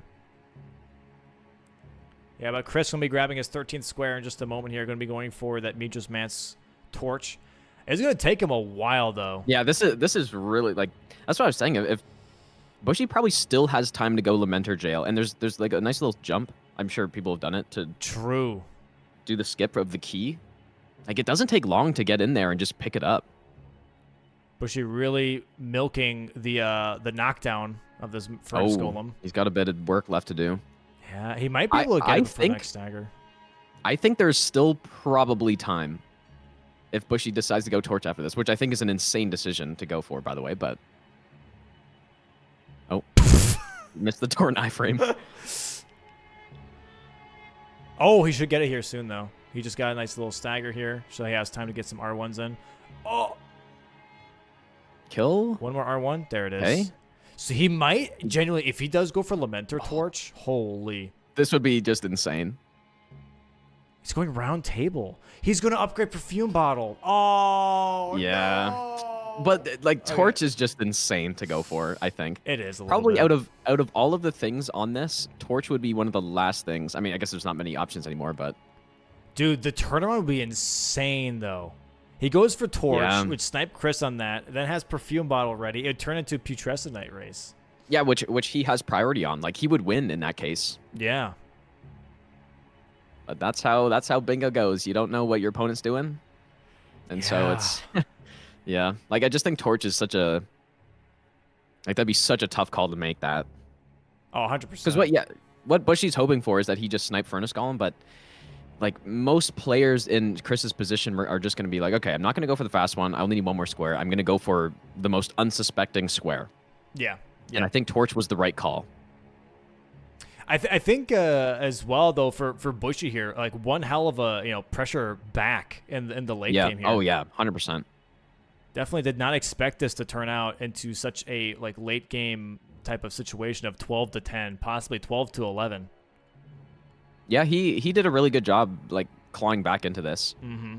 And that avatar was huge. And sort of like the misdirection. I'd be curious to ask him after if he, went for another square before avatar intentionally to try to make Chris go for Avatar and snipe him on it. That'd be like an insane 5-head play, but yeah, maybe. Oh, we got Perfume Bottle for Black Knight Edred here. I don't know how the... Oh, the damage really isn't that bad. Okay, he's got to be careful, though. What he Ouch. said. Yeah, he killed Dane, so he doesn't have that option anymore. So Edred is technically second best. Honestly, if anything, and this is not going to work out, obviously, because it's way too long distance, but Swordmaster Aunts is really... Fire Spark Bottle is pretty good against him because he's a demi-human, so he freaks out on the fire. Yeah, is he pivoting the torch? It's too late, I think, but... Oh, is he going? No. Oh, no, yeah. Is he going? Oh, he's PK? doing Mariga. Oh, Mariga. Okay. It's too long, though. Yeah, torch is going to be picked up here. Yeah, it's not going to... Really, this is a very high-quality match right here. Yeah. I mean, I guess that's what you expected in the semifinal, but yeah, I'd hope well so. played from both. Like, really well played. Really good. I think the map presence is what, like, Chris just got to, Jory and the Catacomb, and, you didn't get Rakshasa at the end of the day, but yeah, just having priority on all that stuff made a huge difference. And then he also had priority on Bellarat, too. So that map presence, I think, really just won the match. Well, it's not over yet, but... Yeah. I mean, it's like definitely 15 getting there. seconds. But I think also definitely like blocking out that whole larval tier with Memory of Grace, Queelan, Great Katana was like a really good play from Chris. I think genuinely, and it sounds weird, but possibly Bushy not rushing Great Katana, even though he had priority on it, maybe is kind of what cost him a little bit there too. Yeah. There it is. All right. GG's. First match, Chris. And the best of 3 semifinals match, Chris 1-0. Bushy here, definitely putting on a good fight, though. I really wonder how match 2 is going to go, because this could be really, really interesting. We're going to go on to a quick 5 to 10-minute break here, though, chat. I'm going to get hopefully the overlay set up, although I still have not received the message, so I'm going to be stuck with this, which is okay. And center square being... Kill the 3 elemental horned warriors and Enir Elim. There we go. Chris is like looking at it being like, okay, dude. Yes. The frost version of these guys is just... The other ones are honestly pretty reasonable to fight if you learn their moveset. You're basically just circling counterclockwise on them, and you can strafe underneath a lot of their attacks and stuff. But yep, that frost one gets a frost AoE, and he just like hunts you down, and you just can't do anything. Because it's just it's like if you played Skyrim, the Frost Cloak or something. Okay. It's kind of like that, and he'll just rush you down, and it's just not fair. Yeah. He's also in like garbage terrain too, so I really hope we see them fight. That'd be hilarious. The Frost one is right before the last elevator, right in the staircase. He's like on the rooftops. Yeah, he's on the rooftop part. Yeah, it's the one. Now, okay. Now here's the thing, though. There is a cheese for that one. Like, you can drop him off the edge. Yeah. But the problem is that I don't think it always kills him. Like, he'll fall down on a rooftop, and sometimes I think it kills him, but then he can also land on a staircase that's down there. So we'll see. I would assume they know that cheese, probably. Most likely. It's basically just, you just aggro him at the right time, he'll stomp and he'll fall off, but... Yeah, we'll see. The board is not really pushing Enir Elim at all. I looked a little bit through here. There's some really interesting squares. We do have Midra on the board. Kindred Cookbooks is an early one for sure. First Blade's on there. The tough in a good thing, spot too. No Ancient Rao. So, like, there's really nothing at all in that direction. So this is definitely going to be a Dancer on the Bush type center square for sure. Which is a shame. But hey, who knows? Maybe it turns into a race. You never know. Yeah, well, there's Devonia's Hammer. True. At least. True. Yeah, that's a good point. You just have to kill Mesmer and Romina to get access, which is the tough part. And there really isn't any Remembrance squares either, really promoting that middle square. We have Backhand Blades only. That's probably going to be rushed. Mikla Crosses. Yep. Drain the Water. I expect to Drain the Water like ASAP, for sure. Like, that's going to be something that people are going to push right away. Yeah, and Furnace Golem's in a corner as well. Oh, I guess there's also the Crucible Incantation, which is in Raw. So true. How do you say that? How do you say that? I say Rao. Rao. Yeah. I just say raw, but I feel like Raw? I'm not usually the best at pronouncing things. So Yeah, no, that's all good. I mean, there's some things that I screw up too, but I mean, yeah, I think I say Rao, but then some people say like Ramana instead of like Romina, and I thought it was Romina. So I say Romana, which what the fuck? Okay, dude, yeah. it's crazy. Yeah, it's. And then you have like the All right, we're people, all of a sudden, going. the language experts that come in. It's like, oh, actually, Old Yeah, English, yeah. it's like this. It's like, okay, dude. No, it's funny. It's funny to see the comments of people just getting so upset that you're like, oh, it's not cuckery, it's Yeah. kookery, obviously. Good old tibia marinara, as it was in season 2. Let's see. The mariner. Yeah, exactly.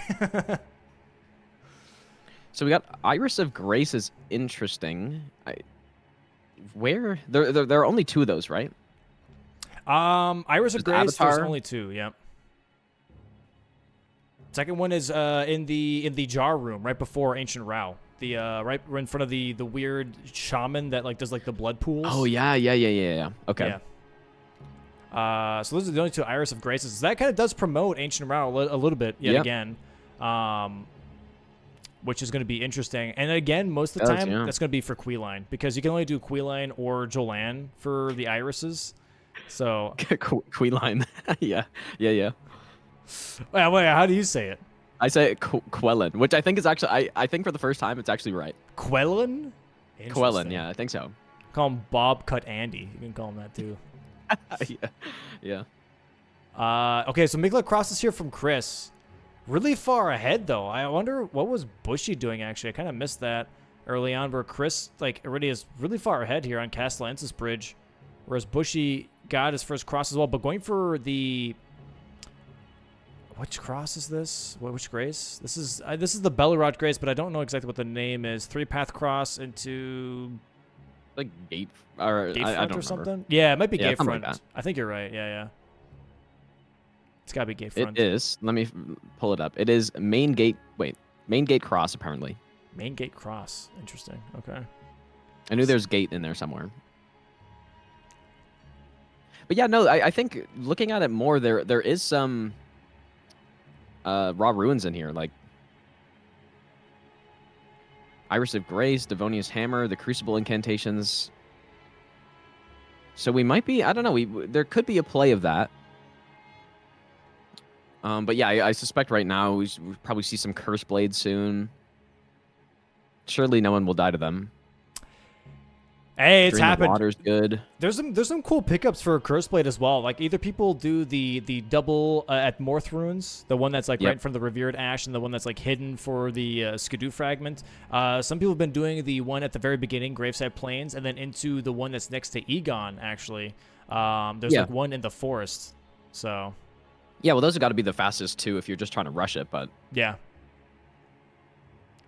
It being a core square, I wouldn't be surprised if it is being rushed. Oh yeah. Some people also like have opted into the last one being the one in Bellerod right before Dancing Lion. You can get that one as well. Oh yeah, true. You can kind of, if you get lucky with the movement RNG, you can have a gravity cheese kind of because it jumps over you if you hug the railing. Yeah, Chris definitely ahead here currently on map progression.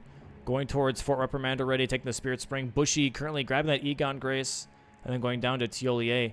Definitely, I would say, very behind, but I think you grabbed the backhand blades here and did the graveyard skip to get here instead.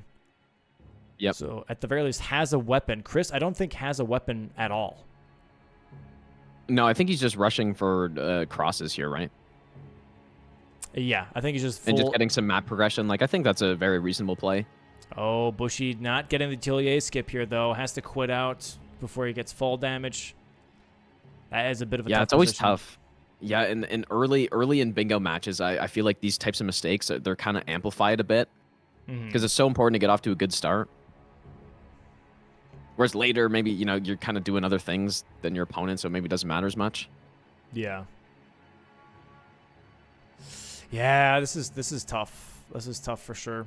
I think Rushing Churchwater District is definitely a huge thing here because Drain the Water, first off, as a center square, or not center, but a corner square, but also DLC shields because then you get access to thrusting shields, the 2 that are in Shadowkeep. Right. So that would be a really nice pickup for column 2.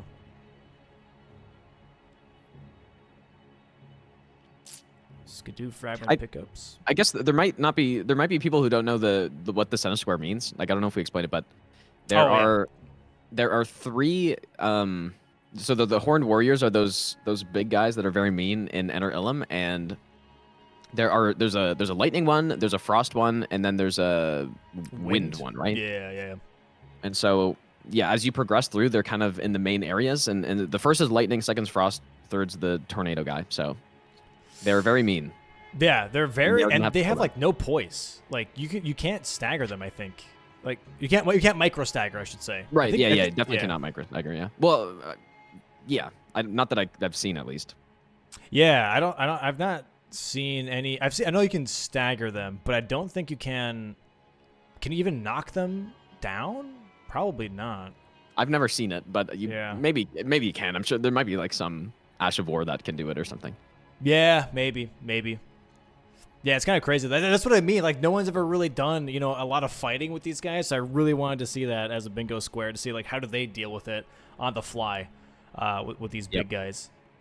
Especially because their reach is insane with those swords. They have such a long reach, especially if they do the, there's the 5 Mikla crosses for Chris. There it is, Grabs that. Especially with, when they do, like, I guess you could say almost like the Storm Wall Ash of War where they spin the air around them.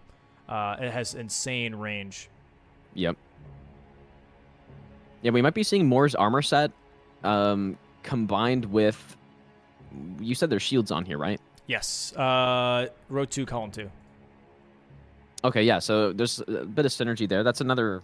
I mean, once you get your character set up, could be an option. And I guess... So you said people normally do Quaylen for the Iris of Grace. Does that one gives you the weapon, right?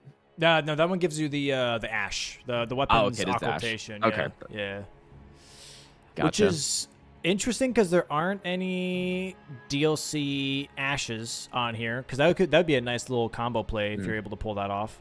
Mother here, by the way, for Bushy, going to grab that real quick and make his way towards Shadowkeep. I think he's rushing Drain the Water, and Chris pretty much doing the same exact thing, but Chris being a little bit behind here by like 4 or 5 seconds, which I feel like, I don't know. I'm not going to lie. I would have rushed Drain the Water over Mikla crosses personally. I feel like that was just a better square. I think you're right. And there is also, I mean, there's lots of stuff in Shadowkeep and beyond. There's the helmets, which is in there. And then all the stuff we were talking about in the ruins of Ra. So. You're good. Yeah, I mean, you got the masks, you got the shields, you got shields, access to the incantations with Hippo if you really want to do that. You can go backwards, through Shadowkeep and get Hippo that way. And then just access to Ancient Rao itself, with the Devonia Hammer and the other incantation. So it's overall just like a really good idea, I think, to just rush that. Also, going all the way around like this gives you access to a Killer Base Game boss within the DLC because you can go for Tree Sentinel. But Chris pivoting. Right. Yeah, it's kind of a weird spot to pivot in, too, because he was kind of like far on that path, right? Oh, Chris is rushing Moore's armor set here. He broke the Great Rune so he can tell him to be sad and then go grab that armor set right away. Interesting. So he's not rushing Drain the Water at all, but he wants to try and... where is that more armor set anyways? Am I blind? It's column 3. And yeah, I think this is exactly the strategy I was talking about, right? He's pushing row 3, column 3. He already has one square in row 3. He's going to be like, I don't want to do this. Let me just have as many squares pointing at the middle as possible and have Bushy do it. Yeah, we'll see that. We'll see if the map progression here that Bushy's going to have is going to play to his advantage later. Sacrificing some early game squares for, getting that map progression. See if it works out for him. I'm not sure it's... I don't know. We'll have to see if it's enough. Yeah. If he has enough compensation for it, but... Yeah, so this is going to be a nice pickup here for Chris. Again, another square, 2-0 right now. This is definitely going to let Bushy know, like, okay, I definitely have priority on Drain the Water. Yep. I definitely have priority on Church District as a whole. Chris, you're grabbing the Skidoo fragments and probably going to run out and quit out so he doesn't have to deal with Queeline right away, or Quellen. Good old Jay Yeah. Quellen. Yeah, true, actually. And yeah, I'm expecting cookbooks next, if I'm being honest. After this Drain the Water, I wouldn't be surprised if cookbooks does get grabbed here. Yep. Then after that, very much a toss-up. Yeah, it's kind of when you're in Bushy's position right now, and you decided to kind of, I mean, he's going for a good, like a pretty common rush score, I guess, but it's never a good feeling, even if you have a good game plan of, you know, your opponent's like, oh man, they got 4 squares, and I know it's not 4 squares here, but it's like, oh, they got a bunch of squares, and I kind of have nothing, but you just got to trust in your plan.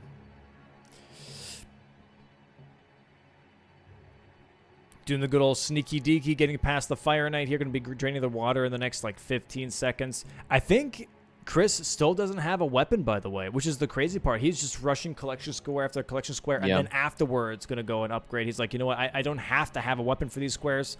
Why grab it right now? Why waste the time? Let me just keep this pressure going. Let me get as many squares as I can before I have to commit to a weapon and have to start killing things. And I think that's a good idea. For Bushy already having backhand blades, though, and now having Shadowkeep access with Drain the Water, this could be huge, too. Because then he can just go straight into killing without having to deal with some of the earlier stuff and now having to catch up and prep. So, by the way, so for the floor sacks to sleep, you need to get Thiole's concoction for that, right? Yes. And to get the concoction, you need to get the black water or whatever it's called. Black syrup, yeah. From More, right? Yep. Like, Chris, can you get locked out of that, or yes. Chris is locked out? Like, oh boy, that's really scary all of a sudden, right? Because now, if Bushy gets a weapon online soon, and maybe picks off, like, if he can manage to pick off Furnace Golem and maybe Curse Blade, he's got a little bit of priority on shields, and then he's locked out of floor sacks. Yeah. So that's a little scary, I think, but. It is very scary, but also, I mean, even just like row 4 too, right? He could just do Death Knight, Kindred Cookbook. If he gets the cookbooks first, you know, go for Revered Ashes and Bellerod if he really wants to. That could also be a nice angle. But yeah, no, 100%. What you should have done, and I don't know if Chris did do this, is you talk to Tiolier, then talk to Moore, grab the black syrup, then tell him to be sad, and then you can do both. But I don't think that's what I was wondering if he did, but I didn't see him do that, so. Yeah, I don't think he did. So he is locked out of floor sacks to sleep, which is going to be... it's an interesting call. It's a risky call, you know, being like, hey, I'm not sure if he's going for this. Bushy dying here to the Fire Knight. He gets the shield, but he dies, and he's got 80k, so he's gonna have to go for that. Yeah, he will have to go I would back. assume. Yeah. But bit of a time loss, but. Oh, and Chris here is also in the Church District now. Man, that fragment is so. It's a mean fragment. Jumping on a statue like that. That's mean. I've died a couple of times for sure, trying to do the jump right afterwards. Now I always drain the water first, and then I jump. Every time? Well, basically every time. Yeah. Like, because most of the time, if I'm playing through the DLC, I'm going to go to the Avatar eventually anyway, so. Yeah. No, I got you. There's also Night Bosses, which... Yep. Has some synergy with Death Knight, at least. I could... Honestly, I could not tell you all the bosses with Knight in their name in the DLC, but I can think of a few. I mean, you got Rolana, you got Death Knights, you got the Solitary Jail, you got the Black Knights. So I think those are all the options. Oh, right. Yeah. So you have 1, 2, 3, 4, 5, 6. 6 different Knight bosses. Oh, no, and Putrescent Knight, actually. So 7. Okay, Chris is picking up the shield as well. So what I just realized is that he's also got more shield. So... Yeah. That's gonna be huge if he gets this. Okay, Bushy already has 2 shields though. It has the carry and thrusting shield and the dueling shield. It's a little bit of a race on shields. Chris, having more shield, important. Going for dueling shields now. I do think that Bushy potentially gets this first. You know what my biggest like worry always has been though is with shields is that someone just accidentally or intentionally kills a mesmer soldier and they drops like randomly a shield at like 2% chance. And he's like, hey, look at that. Yeah. Fog. Yeah. No, Chris has got it here. Yeah, that's a huge square, I think. Wow. Yeah, Yep. that's a huge pickup for sure. That's a huge pickup. If that was Bushy square, this would have been a whole nother tone. Totally changes the match, yeah. This is rough. Now, if Chris can like, just get, I don't know, anything on row 4, which like at this point it's not really an urgent threat, but then that floor sex thing, like maybe that was his plan all along. I feel like it's really risky, but I mean, I guess now his plan's probably just to go for that diagonal. Looks like he's finally going to get a weapon. Yeah, he's grabbing the backhand blades, and this is honestly. That square for DLC shields helped Chris out so much because now Bushy has to go for floor sacks to block that diagonal, and it's not like a thing of like, oh, I know I have priority on this kind of thing, and like I can play around with this because Chris possibly locked himself out of it. It's more or less like just more of a response thing. So this is like a huge thing for sure because yeah, now Bushy's gonna finish that out, gonna grab the black syrup here for more, and then go back. Chris grabbing backhand blades here, but again, that row 4. For Bushy, if he leans into it, he could try and do it. Yeah. Well, that's what I was going to say that earlier. If Chris just gets a block, any square on row 4, then he's completely nullified the fact that he's locked out of floor sacks. Like, it just doesn't matter anymore. So then after that, if he wants to be safe and he wants to get something on that row, then he's in total control. Yeah. Especially like if he gets Curse Blades and Furnace Golem. I mean, that's like it. I don't know. I guess he can't really act on that threat, but Bushy doesn't know that. Yeah, no, exactly. Yeah, this is so he's grabbing Savage Lion's Claw this time around. Okay, interesting. Empathy dropped weapons still on the board as well. This could be something that Chris could kind of lean into if he really wanted to. Maybe go for that column 3. Or if anything, he does have backhand blades. Row 3 here. Do backhand blades with Tree Sentinel. That way he does the base game boss in the DLC with backhand blades. That could really push that center square yet again. Or dragon bosses. Damn. Yeah, that row 3 is kind of rough, actually. Yeah, this is a tough start for Bushy, I think. Yeah. Just not being able to get that shield was huge. I'm not sure what like I guess it was the nice synergy that Chris had with Morset, right? Just picking up the shield there. Yeah, I think not recognizing more armor set with the shield and then going into shields as a priority. Yeah, Chris going for Curse Blades now. Yeah, really creating a lot of pressure around that. Oh yeah, these guys are tough, especially when you're trying to like run away from them. It's weird. Oh, he gets grabbed. Oh, that doesn't do a lot of damage, but when they do that big spinny, you can kind of just sit in front of them. Yeah. And just swing, and it just doesn't hit you for some reason. It's weird. They're very odd for sure. Nice kill though on the first one. No hat though, Sag. I think the hat gives you like 3 decks or something. Yeah. Is it 3? I remember looking into it for doing like a level 1 DLC run, but I don't remember. I think it was a good amount of decks you get. Yeah. Okay, Bushy going with the Savage Lion's Claw, great katana here. Fully upgraded weapon now. Chris going for one more Cursed Blade to really push that diagonal. Oh, Bushy's going for Cursed Blade too, I think. Oh, this is getting... I think at least he's going for it. I mean, if Chris dies... Oh? He might be... Yeah, this Cursed Blade is really tough just because of the location. There's so many, so much weird terrain that's happening here. Yeah, Bushy is... Yeah, he could have gone for the other one. Uh-oh. This, I mean... Uh-oh. Chris.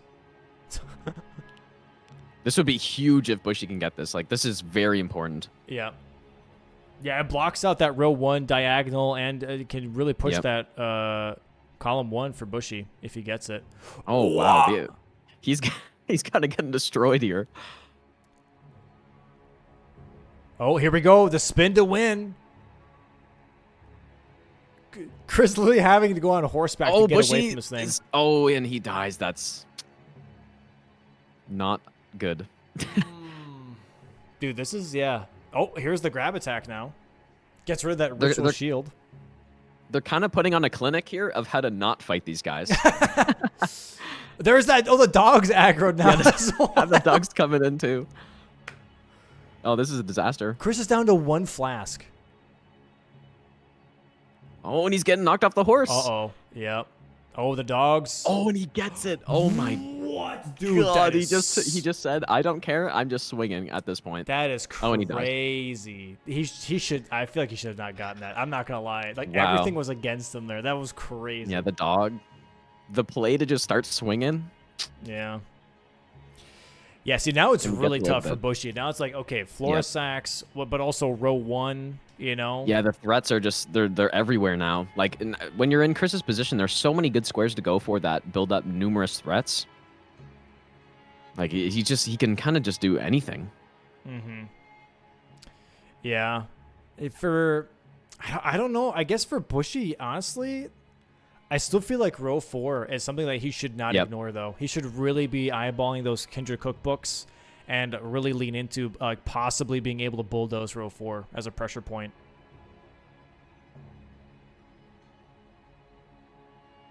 It looks like he's maybe going for NPC dropped weapons, going for Ancient Dragon Men here. We have unique NPC invaders. Does not do the Ancient Dragon Men invader, though. Skips it completely. Yeah, the dropped weapons is... you know, it's a double block, but how much is actually down in this path, though? I guess there's the oil. There's dragons, too, for row 3. Yeah, dragons, yeah. Yeah.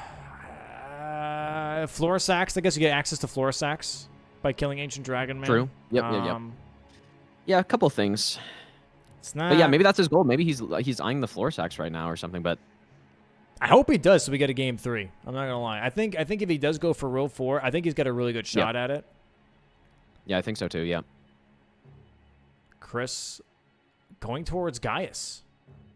Yeah, I think he's doing backhand blades, tree sentinel. I think that's what he's thinking. Yeah, right that's smart. I mean, that's a really strong play. Yep. This is where I think, though, if you do contest with row 4 wins because of the warriors. Yeah, that's true. I think that takes way too long that you can't beat out row 4 with row 3. Row 4 is faster. All right, this is the Savage Lion's Claw. Mm-hmm. That's some really good damage.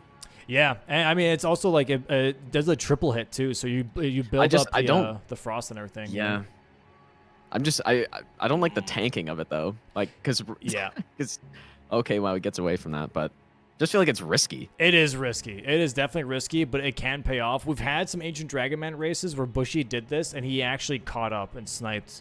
Interesting. A couple of times, so it's definitely a risk reward type situation, but it's definitely got some pretty good effects. Yeah, just needs to do a couple R1s here. Goes for another pancake. There we go. So now he has access to floor sacks. Yep. I feel like you do Kindred cookbooks into floor sacks and then revered, I guess. Yeah, it's tough. I mean, ideally he does floor sacks last, right? Yeah, true. Ideally, but I don't think he knows. Yeah, he doesn't know that. I don't know. I think cookbooks is like cookbooks and I guess what does he have access to? Okay, Chris going into the 2-in-1 base game with backhand blade, and he's kind of getting smoked here. It's a lot of damage. Yeah, I don't know how much the order matters on that. Like, Kindred cookbooks is quick. The other ones take a little bit more time. I don't know. Not sure how much it matters.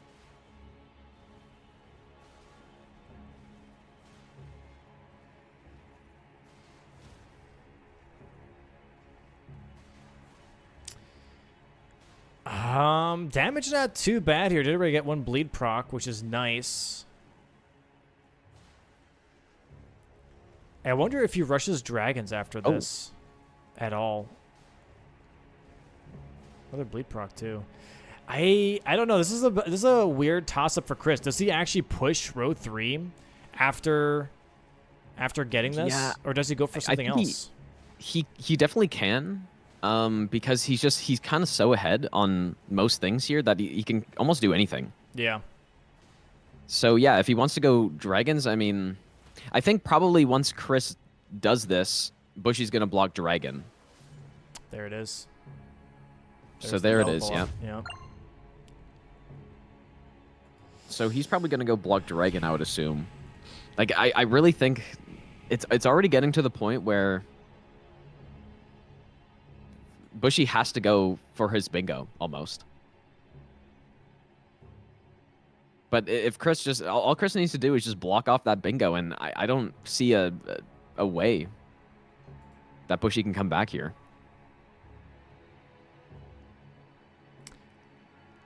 Unless he pushes that row 4. Like, that's like his one saving grace. Yeah, but is Chris going to block it right now? Like, is it too late? It might just already be too late. I think he's going for cookbooks right now, yeah. I think... Oh, okay, Bushy is genuinely going for, like, the full prep. He's going for Revered Ashes first. He's grabbing all the Revered Ashes and Bellerot now. Yeah, it's not going to work. Yeah. Not in this case. Yeah, that's rough. This is a really rough position. Yeah. Really rough position.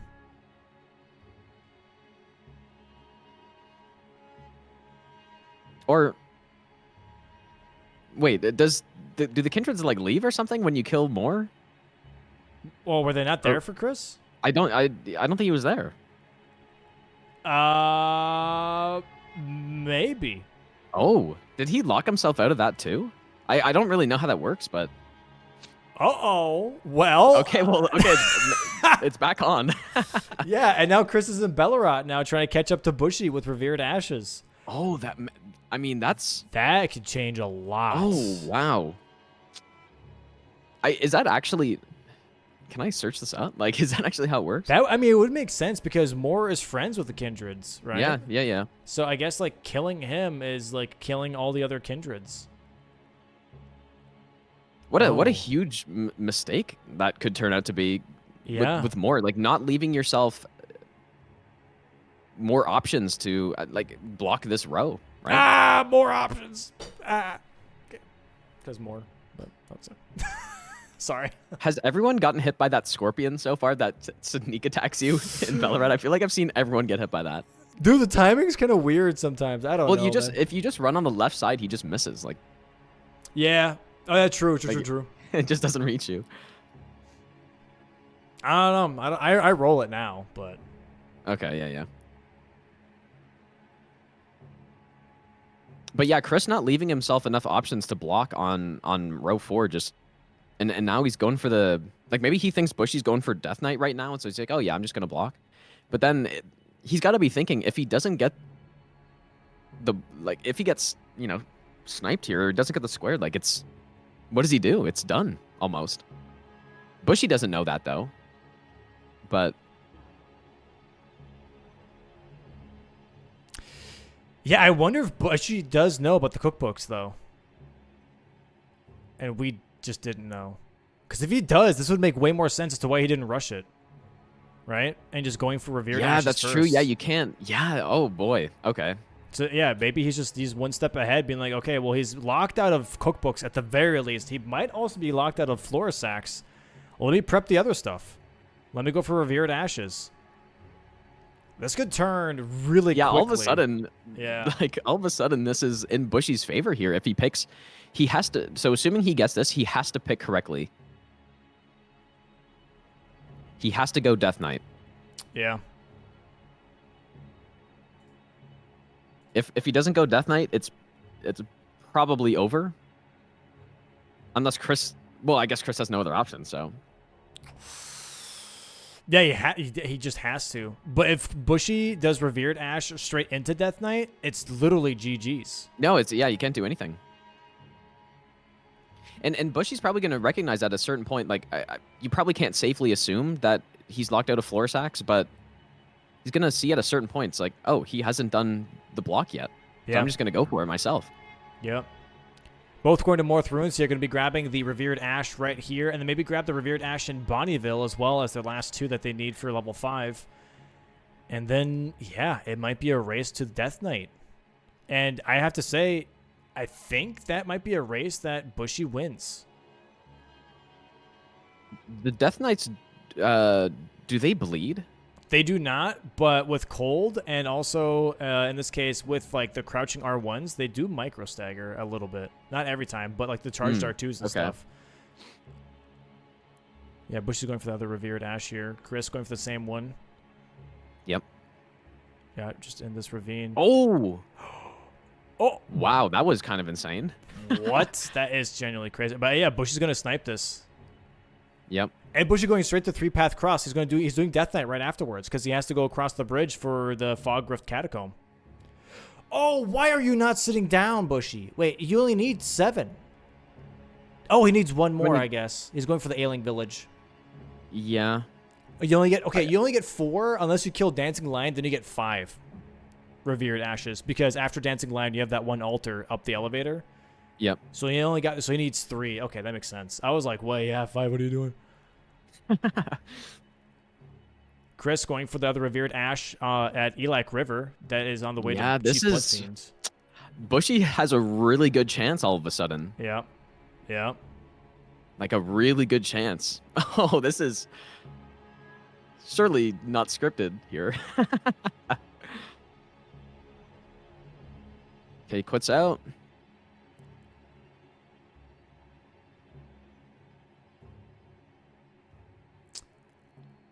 Dude. I kind of feel like the one east of the Burnt Ruins. Like, that was his last one, Yeah, the right? Scorched Ruins? Yeah, I would agree. I feel like that one's fast. And Bushy's still not sitting down to level, dude. No, he's going to get sniped on this now. How many does he have? He has to have enough. Does he not know? Oh. Chris is going to get this. He has enough. If you go through Bellerot, that's 4. Because the first one that you pick up in Bellerot is actually a 2-pick. It's the only 2-pick of Revered Ashes. Chris is going to get this now. Oh, boy.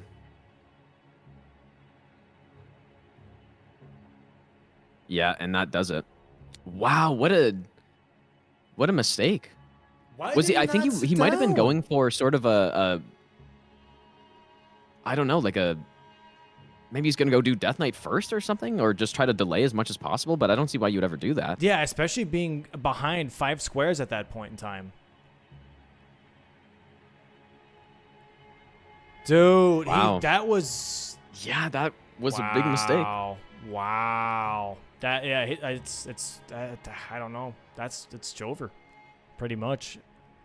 That was genuinely his one move. And I think he definitely has enough. I don't know why he didn't sit down.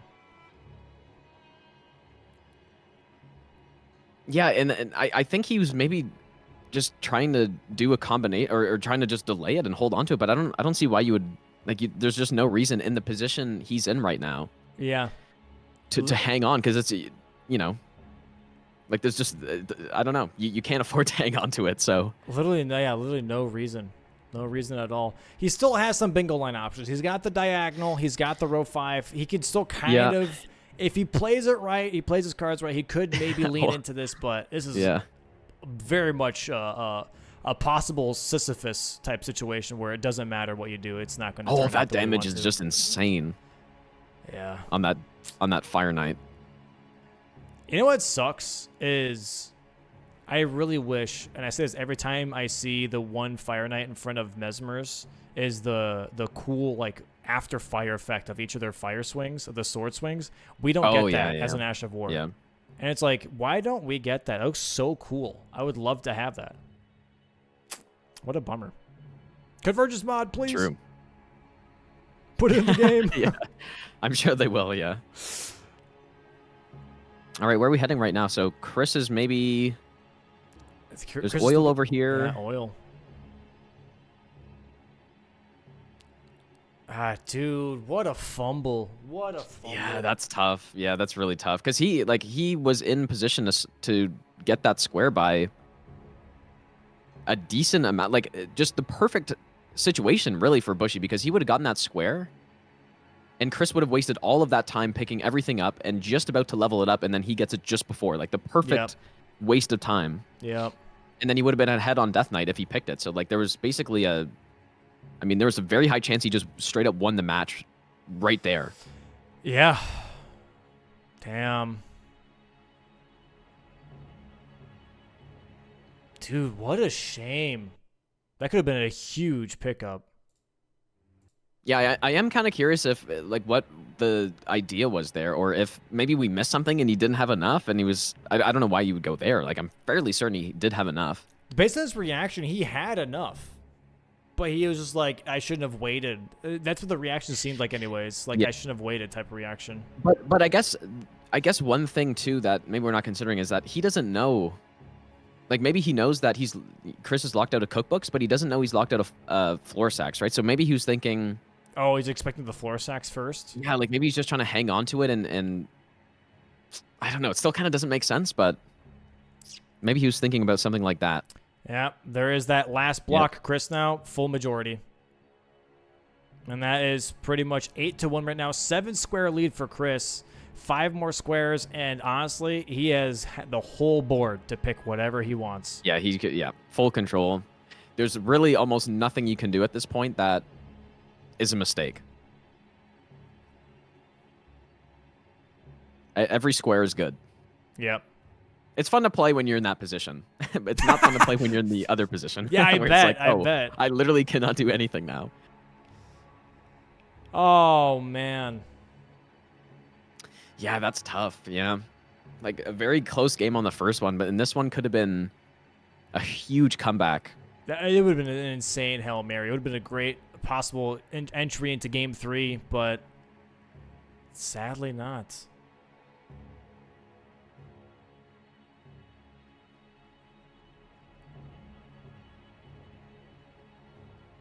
Yeah, so Chris doing invaders and maybe the iris too.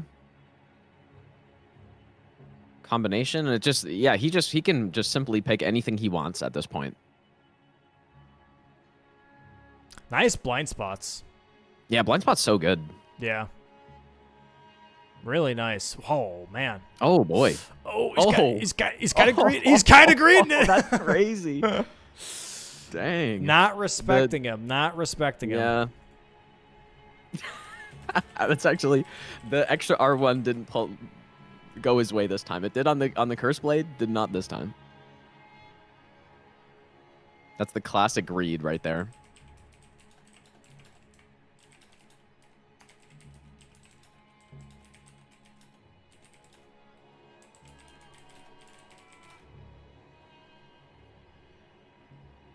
I guess so. Basically, the only so Bushy's going for. I don't know. It's so tough at this point. Maybe just trying to get some progress, trying to do Devonia's hammer, the crucibles. He just killed the hippo. Like the problem is at this point, in order for him to have a chance, he needs to basically just snipe all the squares. Yeah. But maybe he just like, and there's nothing you can. Like, you really have no idea what Chris is going for because everything's good for him. So... Chris can grab NPC dropped weapons. He can grab Iris of Grace with Queeline. He can... He's got so many options. He can go for masks. You get the weapon from this? Or you can if you do occultation. Yeah, but he wants to do Grace, though, for sure. No, for sure. But I'm just throwing that out there. Yeah, I guess, yeah, no, okay. Yeah. Yeah, he has so many options. You know, you might as well just, like, throw one out the window. I don't know. He already locked himself out of 1. Or 2 swears. What a play by Chris locking himself out of those squares, though. Like, it wasn't smart, but it just, now he looks like a genius because it worked out so well. It's like, oh, yeah, I just... You know, in his mind, it's like, okay, I'm going to get locked out of these, but I'm just simply going to block on Revered Spear Dash, and...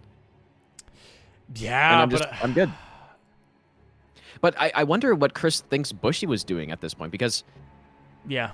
Like what I think is that Chris probably thought Bushy would go for Death Knight, and that's why he went for the Spear Dash.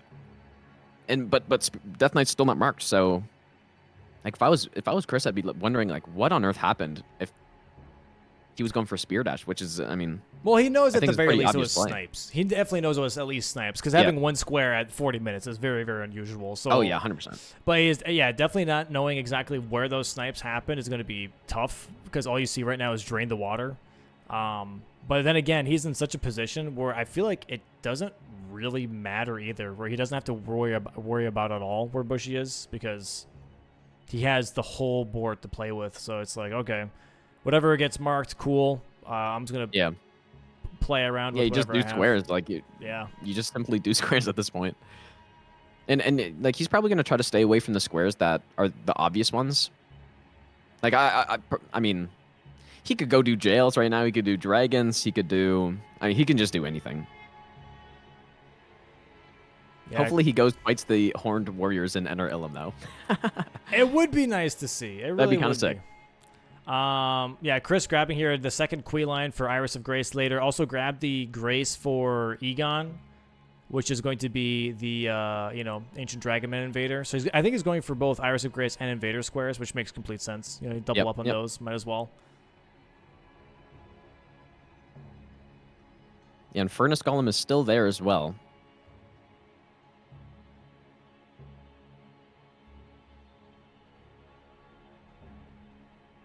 Okay, we got a Devonia coming in. Oh. Dude, she's insane. I'm surprised she doesn't have a boss health bar. I'm not going to lie. Yeah. I was surprised too. It's kind of too bad. I feel like the weapon's not. Like, maybe I'm sleeping on it, but I feel like it's not that good. The Devonia hammer? Well, at least compared to Ordovis Greatsword. Oh my god, he's just kind of getting smoked here. I like it because of the moveset, and it's colossal over a greatsword. So it just has that. Plus, the Ash of War is a little bit bigger, I think, than the Ordovis greatsword one. Yeah, maybe, but I like Ordovis has the insane poise damage, and I was thinking when I saw this hammer that it would be like I think Ordovis does what, like 60 fully charged, yeah. Yeah, fully charged. It's something stupid. Yeah, it's like 60, high 60s 64. or something. I was thinking this was gonna be like 80, but I think it might be the same, or I don't know. Probably the same. Yeah, I think it's probably. I wouldn't be surprised if it's the same, anyways. Cool looking weapon though. Yeah, I'm surprised that they showed us incants though that we also don't get access to. Like the the centaur thing, the tongue thing. Like it's like why don't we get those? I don't. No, understand. it's teaser for the next DLC, obviously. Obviously, yeah. Hey, you never know. There's Iris of Grace for Chris. Man, this is tough. It's so tough playing like when you're in this position and you're Bushy. It's like you're playing and it's like, oh man, there's basically no chance here. Yeah, It'd be cool to see him like if he can claw back somehow. That would be insane. I could even see... if he can get within a couple squares. Yeah, I doubt it though. I really doubt it. Chris has such momentum and such map presence. I know why Bushy did what he did, but it just seemed way too risky. It really just seemed way too risky. He was just trying to get the Grace before cast lenses, before leveling, so he had... Because Chris might have had that Grace or something. I don't know. Yeah, true. Yeah, that's actually really... Yeah, that's very true. So you want to have like the same like race towards Death Knight. But yeah, I don't know. Yeah, that's tough. It's so tough in that spot. But yeah, you're almost for sure right. That's what he was thinking.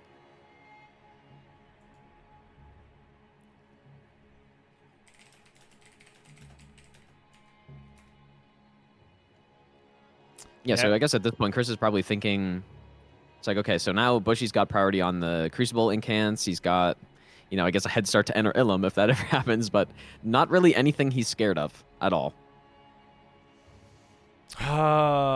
So he gets Iris of Grace here. He's going to get NPC Invaders at some point.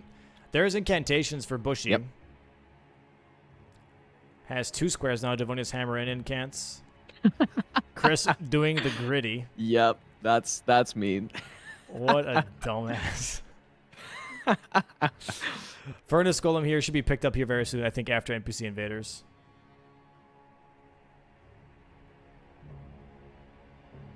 Yeah, there's Iris of Grace. I think you didn't get my. I tried to make like a joke earlier or play on words earlier when you said beat around the bush. Oh, as in like Bushy? I was like, Chris, is Chris gonna beat around Bushy here or whatever? Yeah, I got you. That definitely went over my head for sure. Well, it turned out to be true. He kind of did. Kind of danced around him. Man, this is...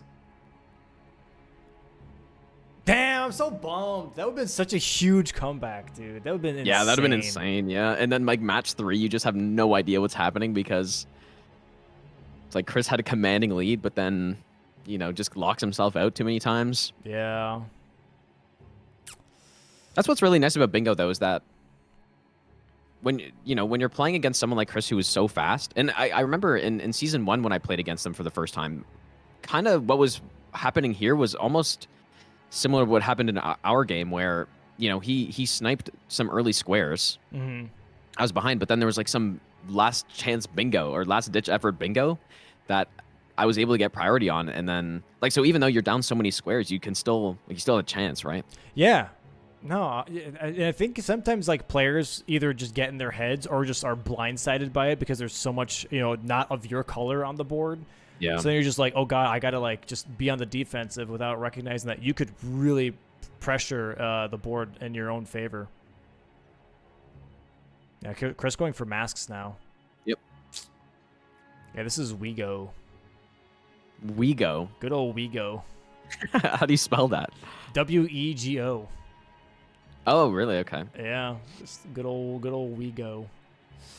Having some issues here, though. He's funny because the guys, the explosive summons knock him aside as well, which is so goofy. Oh, nice bleed. What do you know what he says in that dialogue? Oh yeah, fire, take me in death, I think is what he says. Oh, okay. What does that mean? I think it's like a lore implication. It's probably like a Mesmer thing, right? Because like they're all based on like Mesmer's fire. Yeah. And like it's like the one way to go. Kind of like how like there's like a warrior's death to like dying in mid combat. I think maybe like dying in fire is probably like their thing. Instead. Sounds painful. Yeah.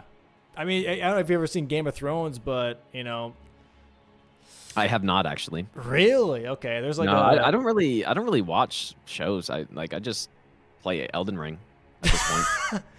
I mean, you watch hockey, right? Oh yeah. Well, obviously. Yeah. So there's that, but yeah. It's like it's kind of the same thing. But there's like a god that like is like a fire-based god, I guess. Dude, this combo is disgusting. Yeah, this is. Oh wow, that right underneath.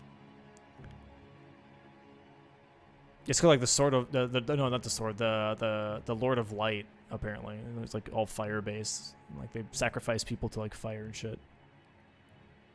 That's pretty metal. Yeah, it's pretty nuts for sure. Pretty damn nuts. I guess Bushy going for dragons. Dragon bosses. Yeah. Like, is this the one to go for though? I feel like right now he's just throwing darts at a dartboard, just hoping that he hits something. Yeah. At this point. Dude, the animation's so cool when you repulse with the backhand blades. I wish they did more of that with the different animations on stuff. Yeah, that's like the one thing I always bring up whenever we talk about like DS2 is like 100%. There's two things that DS2 did great. One is like atmosphere for sure. Okay, whoa. There's more than two. Oh, okay, I don't know. Yeah, go ahead. I don't know. But definitely like the unique backstab animations and stuff and riposte animations has always been like a really, really cool thing for DS2 for sure. And personally, I do like the character overlay where like the menu shifts to the left and you have your character on the right, so you can kind of like see the drip change without having to press the fucking R stick to get rid of the menu. You know? No, it makes a lot of sense. Yeah, I like that. So those are the only two good things. The side menu and Majula. That's a three. Okay, yeah, Majula. Fair enough. Yeah. Those are my positive pointers on DS2. Oh, that's a lot of damage. The damage in the DLC is kind of just disgusting when you don't have, like, it's crazy how different it is. You go collect all the fragments and then things just barely scratch you, and then you come in with underpowered build and you're losing 1,500 health per attack. Yeah. So weird. Dude, going from DLC back to base game, it's like, oh, I only start with this much health. Like, I'm going to die. And then you get hit and you're like, what was that? Yeah. It's a freaking mosquito. I do wonder if this Drake is faster, because you could just do the death dragons, right? Yeah, I mean, the first Death Dragon's fine, right? Because there's nothing there. The second one, at Fort Reprimand's a little scary because for some reason, Yeah, that's true. You yeah. insta aggro everything else around the dragon. Like they just forget that there's a dragon apparently, and they're like, okay, this person's here now. We gotta kill him. All right, Chris. On what is the name? The last one. Kood, Kood. Kood. Not sure. I'm sure why. I read their name in a description somewhere. I just don't remember. Yeah, there's there it 3 is. masks. Damn, dude. That's 10 to 3 right now. Yeah, the death dragons are the ones with the one that summons and the one that has all the mobs around is just so toxic. It's insane. Yeah. Yeah, they're horrible. Even this is horrible because the fight just lasts way too long between the two Drakes. So, like having to watch it every time or like try to get involved like this is just not fun. The one good thing, honestly, is if you get a stagger on the Jagged Peak Drake, and then the other Drake is doing like a fire attack that gets the stagger bonus damage, so it definitely helps out sometimes. But it's so risky at the same time because they can easily just double melt you. Chris going for Dane here for NPC dropped weapons. Yeah, okay. Definitely do not want to get hit by that fully charged. I forget what it's called. That Ash of War that Dane has, the palm strike, that hurts a lot. Oh, Yeah. that bleed proc was so clutch right there. Oh, there it is. Oh, that's the smaller one. Even though he kind of charged there. That was Oh weird. boy. Oh, dude, Chris is so greedy, man. Yeah, Holy. I'm surprised he didn't do another R1 there Yeah, with there 1 it is. HP. How many is this? Just his first one, I believe. Awesome, crazy. Yeah, I don't think he killed Dragon Man. Okay, there goes the Drake for Bushy. I think, is that his first one? That is his second Dragon Heart.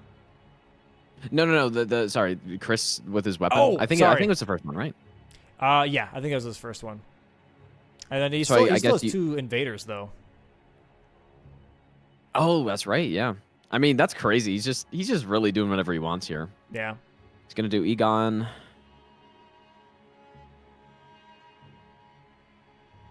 Gonna take out the invader, presumably.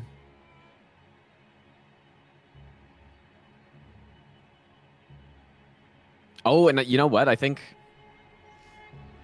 Bushy's gonna get blue balled or whatever we're calling it.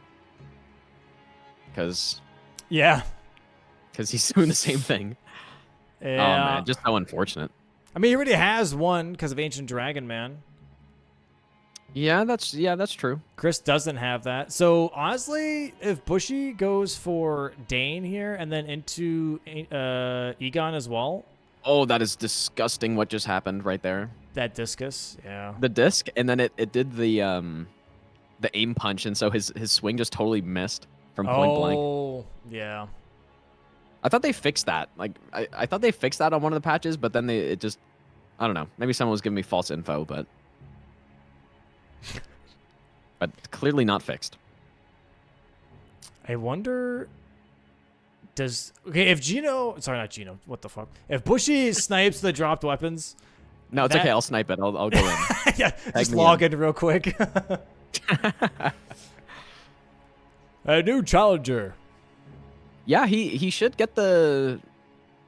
Wait, did Chris just not do the invader? I missed that. No, he went around it. Oh, interesting. I wonder why he wouldn't do that. Maybe he already did. He did Queeline as an invader. I know that. I think he already did. He did both Quailins, right? Yeah. Oh, you can't do. Oh, can you not do? Do those not count as different? No, they're not unique because it's just Queeline Okay, twice. yeah. Okay, just makes being sense. like constantly. Yeah. Yeah, you're continuing the whole like his dialogue. Okay, there is Egon. This is going to be a little bit of a snipe, I guess, from Bushy. So possibly 10-4. A little, okay. Small victory. Dude, there's no way this turns into a Bushy sniping over and over to where he has access to floor sacks and Kindred cookbooks, and it becomes a elemental horned race. That'd be crazy. Yeah, that would be like just an absolute, like the biggest comeback of all time, basically. Yeah, there it is. Okay, there it is. Yeah, Chris like, crap. Fort reprimand now for Bushy. What is he grabbing here, though? Oh. Night bosses. Okay. Okay. Yeah, that was a snipe, so that's good. Yeah, that was a snipe. Yeah. Possible if Chris goes for Black Knight / Night bosses after this, that could be funny. Yeah, but you just gotta hope. Like after, I think if you're Chris, one kind of snipe like this is like, oh, it doesn't matter. Two is like, oh, okay, that's not comfortable. And then if you get sniped 3 times, it's like, holy, This is inconvenient. like this is I do not like where this is going.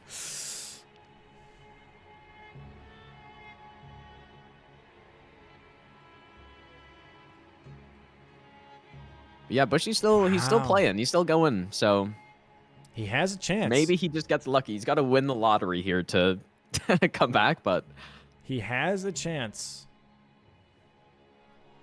Yeah, and I guess you could sort of think of this match too as being sort of like 10-6, right? Because Bushy's got those 2 squares that Chris is locked out of.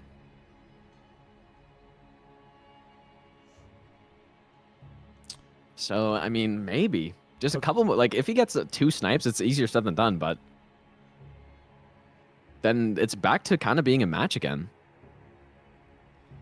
Yeah, if anything, we should be looking at the board as 10-6 rather than 10-4 because of floor sacks and Kindred cookbooks, right? Yeah.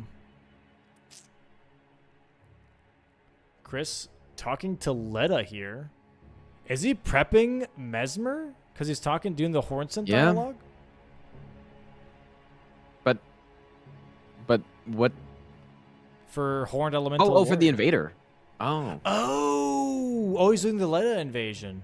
Yeah, I guess so. Yeah. Okay. Yeah, but she's going to the last dragon right now. Yep. I think he bought the wrong tier, by the way. I looked at it. I think he bought the Lightning tier over the Holy Shroud Cracked tier. At least I'm pretty sure. That looks like Holy. On his, I can't. It's kind of hard to tell, but it looks not like the weapon. The tier, the physic tier though. The increase, like. Oh.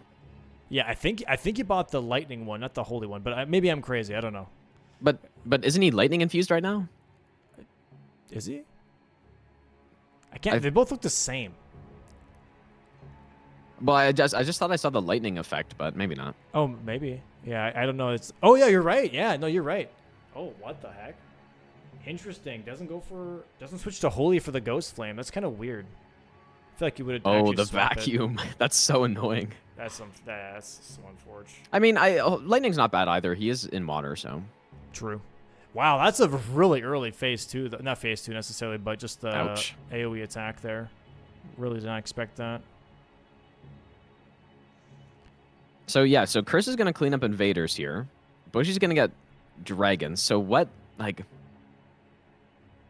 Bushy's just got to pick. I mean, what do you go for next? I guess maybe like Furnace Golem. Bushy should go for after this. He could. He definitely could. And you got to hope that Chris also goes for it and then loses it. But I'm not sure who's gonna be faster here. Probably Bushy's. Like he's gonna get. Oh, he misses the riposte. That's actually very unfortunate. At least he gets some decent RNG there. Letta being a little difficult here. Hornsent just constantly casting.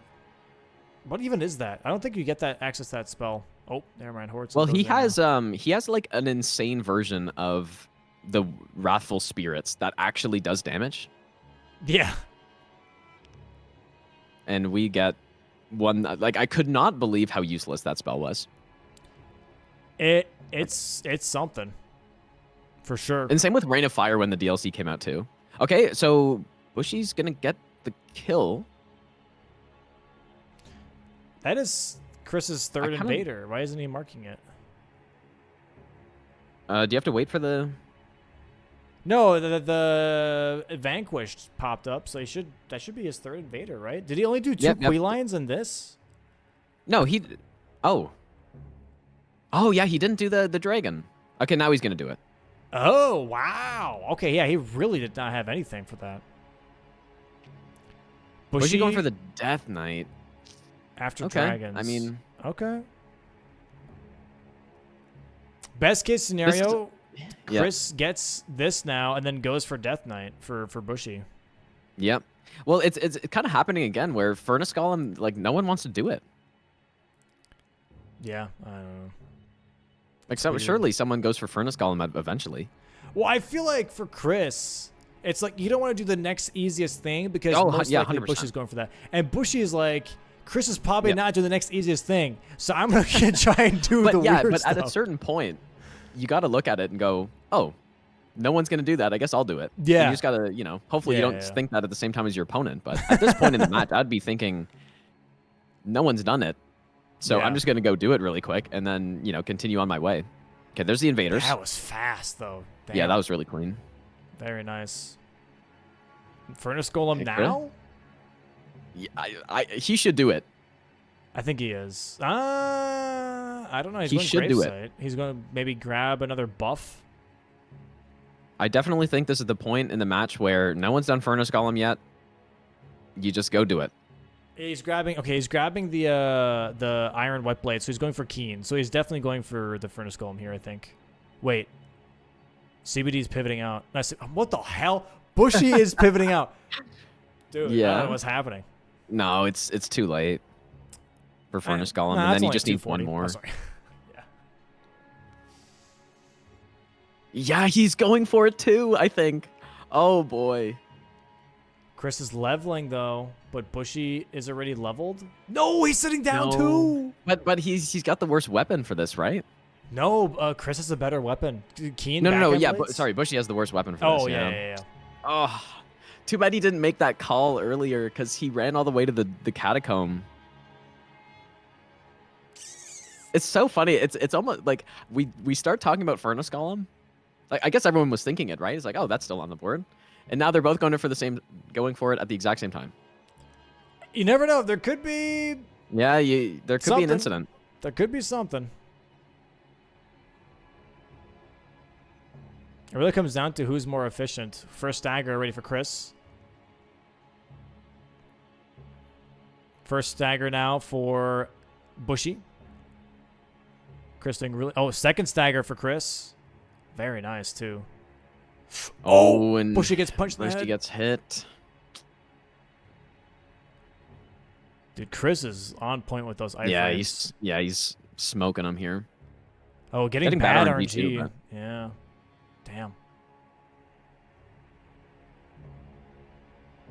I think Bushy thought he stunned him, but he did not.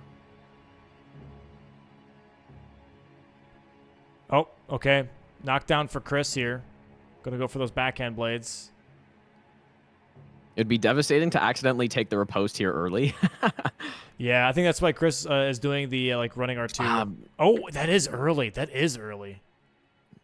But like he's got time here though right now. I think. I don't think Bushy's gonna be able to one cycle. I don't know.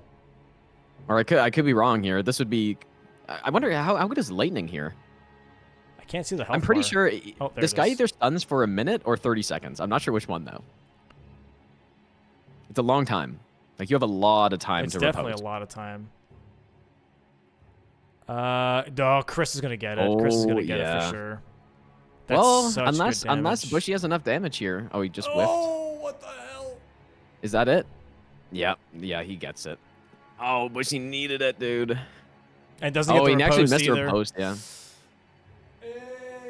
Yeah, 12-5, aka 12-7, an asterisk on that one. But Chris just needs one more square now. Looks like he's going for Death Knight. Does Bushy make the call? Well, closer. just needs to go in the huge sniping. I mean, I don't see why he wouldn't go for Death Knight. Didn't he? I think he got the Grace, right? Yep. Yeah, he's got the Grace. He's going for it. Okay. This is good. This is good because now Bushy can go for Death Knight. Already has 1 Night Boss. This would be 2. And then could maybe push into... yeah. Push into whatever Chris is doing and simply do it. Oh, why is he backing up?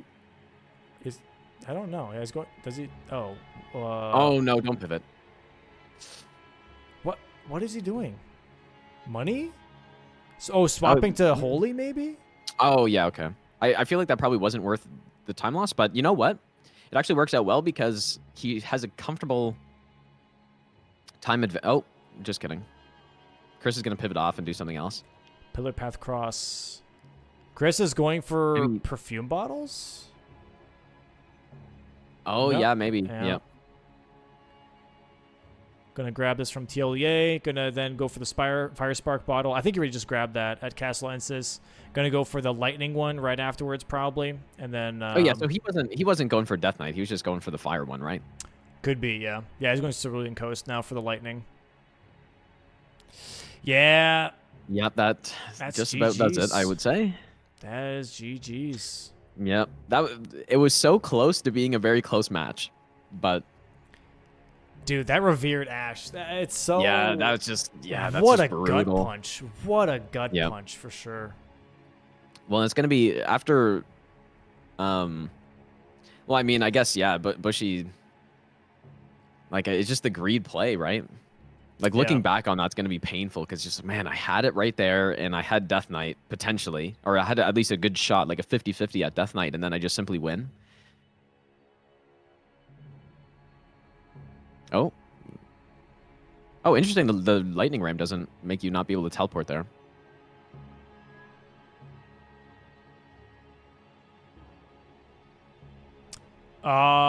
Chris going for Fog Rift now. Chris like multi-prepping multiple squares, I guess. Okay, well, I mean, it's still... Bushy needs to just... What would be ideal for Bushy here is if he just takes his time in this fight, and Chris gets into the catacomb first and picks up the Grace at least before, before he realizes like, oh, he gets the square. So just maximum amount of time wasted. But he just goes and at that point you just go finish up perfume bottle, and you know that you're gonna have priority on it. So right. Nice jumping R2.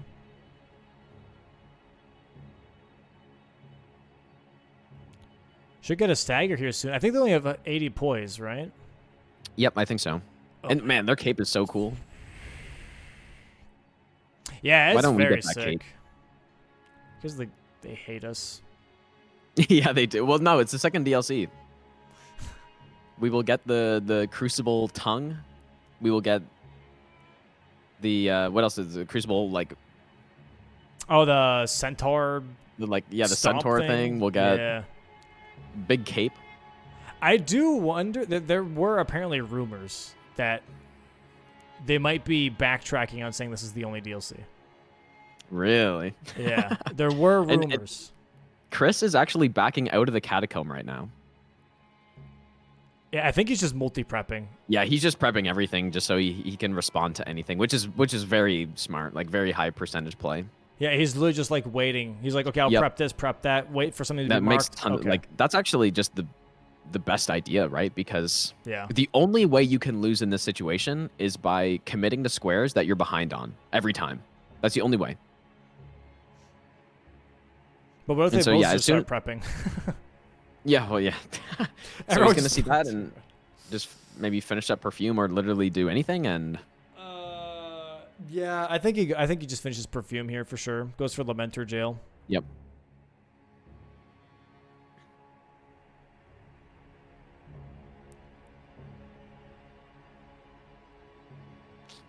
Dang. Well, I mean, I guess, you know what? With those two squares that Bushy basically has access to, it's not as lopsided. I mean, it's still pretty lopsided, but maybe not as bad as it looks. And it is the lightning tier. Interesting. Okay. So he didn't have the Holy Shroud tier. He got the Lightning for when he does do Lightning, but that makes sense. But I was wondering, like, why did he buy that if he's buying, or if he's using Holy for the Ghost Flame? But never mind. I'm just crazy. Honest mistake. They look similar. They look, yeah, pretty similar, yeah. Okay, this is kind of tough. Do you think he's actually thinking Midra with perfume bottles because of the Frenzy bottle for Bushy? Well, maybe what he's thinking right now is that Chris is going to go for the slowest, most drawn-out square. Yeah. As being super high percentage. So he's like, oh, he's going for Midra maybe, so I'm going to go try to beat him on that. But, I mean, honestly, in a 12-6 match, there's just, like, you're just playing the game at this point. You're just, I don't know. There's really just not anything you can do except just try to hope you get lucky. It's very... almost impossible to make the right call here for Bushy. Well, and the way Chris has finished this out as well, there's nothing Bushy even can do anymore because he's not allowing the possibility of getting sniped numerous times. I mean, it's obviously still possible, but just very unlikely if you prep so many squares. Yeah. So really smart play to finish off. No center square. What a bummer. Yeah, I was a little bit worried about that for this one, but yeah, maybe I'll refresh it and put it on for a different match as well because I really would like to see that. But yeah, what a tough setup. Definitely a tough setup for sure. Yeah. So what went wrong here? I guess just Chris was able to get so many of the early squares, and he just played more efficiently in the early game. Like I don't think it was really like that shield. I think was a strategical error from Bushy going for that. Yeah. But like you don't really know if your opponent's going to hang on to the shield, right? Like that's the bingo mind games right there. So maybe he wanted to kind of risk it and go, I'm going to challenge your priority on it by going for the shields while you have a shield already. But yeah, it just didn't work out. And then from there, it just totally collapsed, basically. And then going for a Curse Blade right afterwards, I think that was definitely a tough blow too. Yeah. The Shields, Curse Blades, and then Revered Ashes was just like 3 squares that were just a tough approach. Yeah, going all the way down while Chris is going for the Lamenter Jail here. Yep, and then the nail in the coffin for sure was, the Spirit Ash, like the only chance left, basically.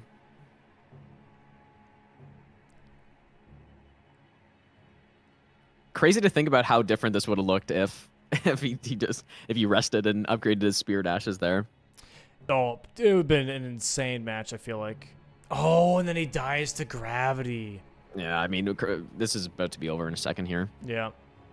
Here's the Frost perfume bottle that's going to be picked up by Chris. Should be square number 13. GG. There it is. And Chris very clean. Moving into the finals here. 2-0 versus Bushy.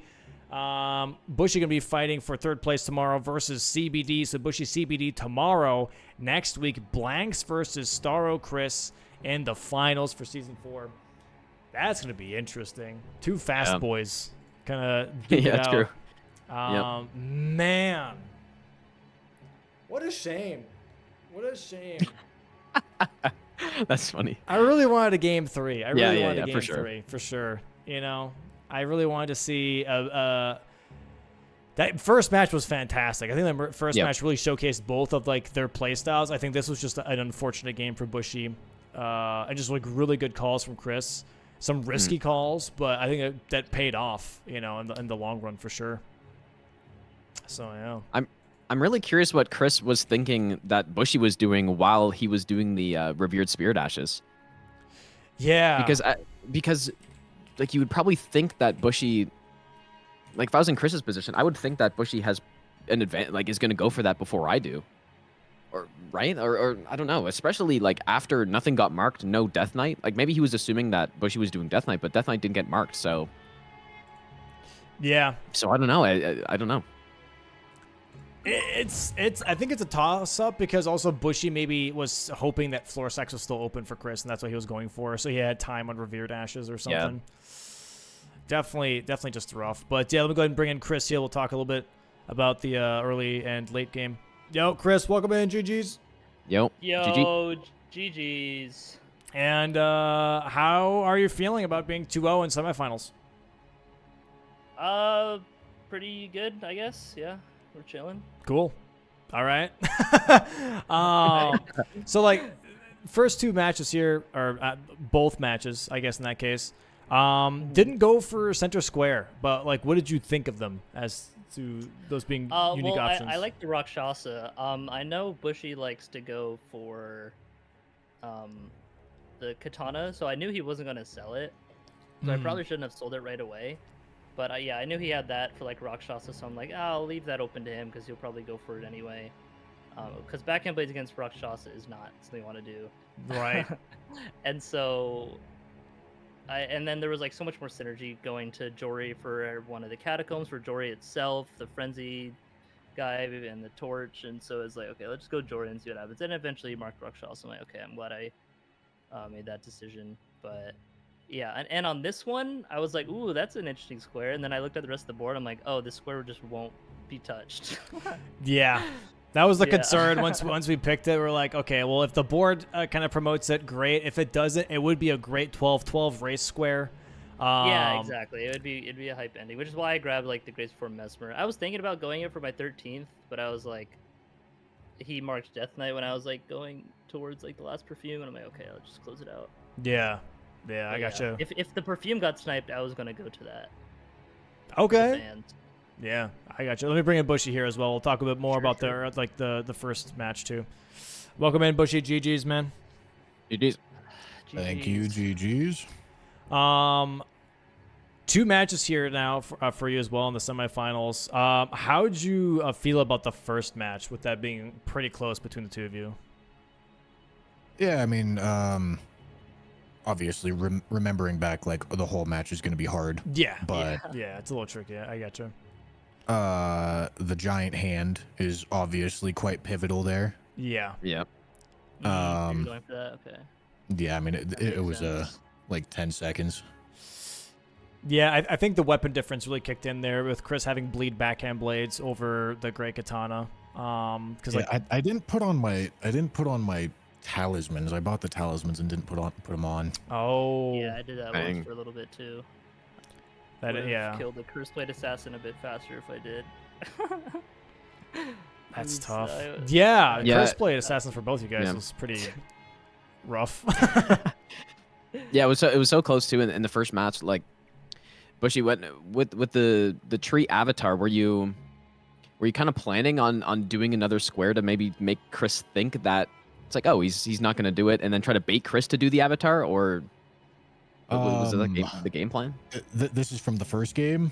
Yeah, the first game, because Chris ended up going for it and kind of wasted a ton of time, which pulled you back into the match in the first one. Mm-hmm. I don't even remember this particular square. Okay, yeah, fair enough. Is a Shadow Tree avatar. I had the bingo and like 4 of the things on column 5. Yeah, I like just got all set up with my fire backhand blades and was about to go into the fight, and then you marked it. I was like, oh well. Yeah. So the rationale there was I'm trying to remember back to it, but Chris showed me that he wasn't working on backside, and I had Shadow Tree prepped, and it was like, okay, I know I'm a little bit behind here. I need him to waste time in order for me to get back into it, so I need to bait him to go for the squares that I have a lead on. I mean, that's a strategy that we see getting used all the time, and apparently it worked out there. Yeah, it was the right play for sure. Yeah. I'm also very curious in kind of both matches. The furnace golem was left for a long time, and so in the second match, it was very close as well. Like you both decided to go work on it at the exact same time. So was it just one of those things where it was it's like, oh, it's sitting there for that long, I'm just gonna go do it really quick because no one else is doing it. So but yeah, it's kind of like right after I got MTC invaded, I was like just gonna bounce with the furnace golem, get like the keen aspect to the dagger talisman to help, and then killed him pretty quick, I felt like. But yeah.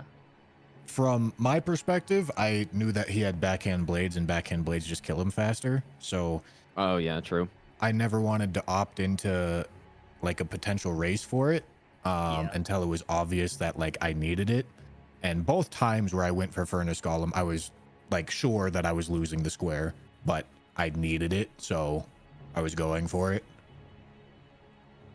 Yeah, it was tough. And so for the Spirit Ashes as well, like that was kind of the last chance, Bushy, for you in this game. Were you just thinking like to get a little bit ahead on the Death Knight? You know, you do Yeah, Spirit Ash, because that's what ended exactly up what I was happening thinking. was, yeah, Chris was locked out of the floor sacks and the cookbooks. Yeah. That became obvious later into the game, but at the I figured you time, realized. I couldn't be sure that he was locked Right. out of floor sacks, especially because he did Mikola crosses. Like, if you do Yeah, I Mikola fairly crosses, you're easily directly could've next. talked to Tialia, yeah, and got the Mhm. Seer first. I didn't really see the floor sacks square until like after that. Yeah. And then I didn't even, I was like pretty sure it locked out the cookbooks, but I went to go to one of them and was like, okay, yeah, it's not there anymore. Nothing more to Yeah, check, so. I knew he was locked out of cookbooks. I couldn't be sure he was locked out of floor sacks because it's really easy to get the syrup. Like it's Yeah. like a 10-second detour Yeah, if you have the exactly. graces. So But yeah, I it's had definitely to good play respect. to like hold that, to, like just hope I lock myself out. Actually, yeah. Yeah, I mean that's how it eventually turned into. But at that point, it was like 6-1, and it was obvious that like if I don't make a really like potent bingo threat here, like just making him do Death Knight is not going to get me back into the game. Like sure, Right. it's a slow Yeah. square, but like I'm not picking up 5 squares in the time that he's doing Death Knight. So if I want to get back into this game, I need to have like a real legitimate threat to actually bingo. And at the time, I think I reasonably thought that I had to win Floor Sacks quickly, Revere Dash quickly, and Death Knight. Yeah.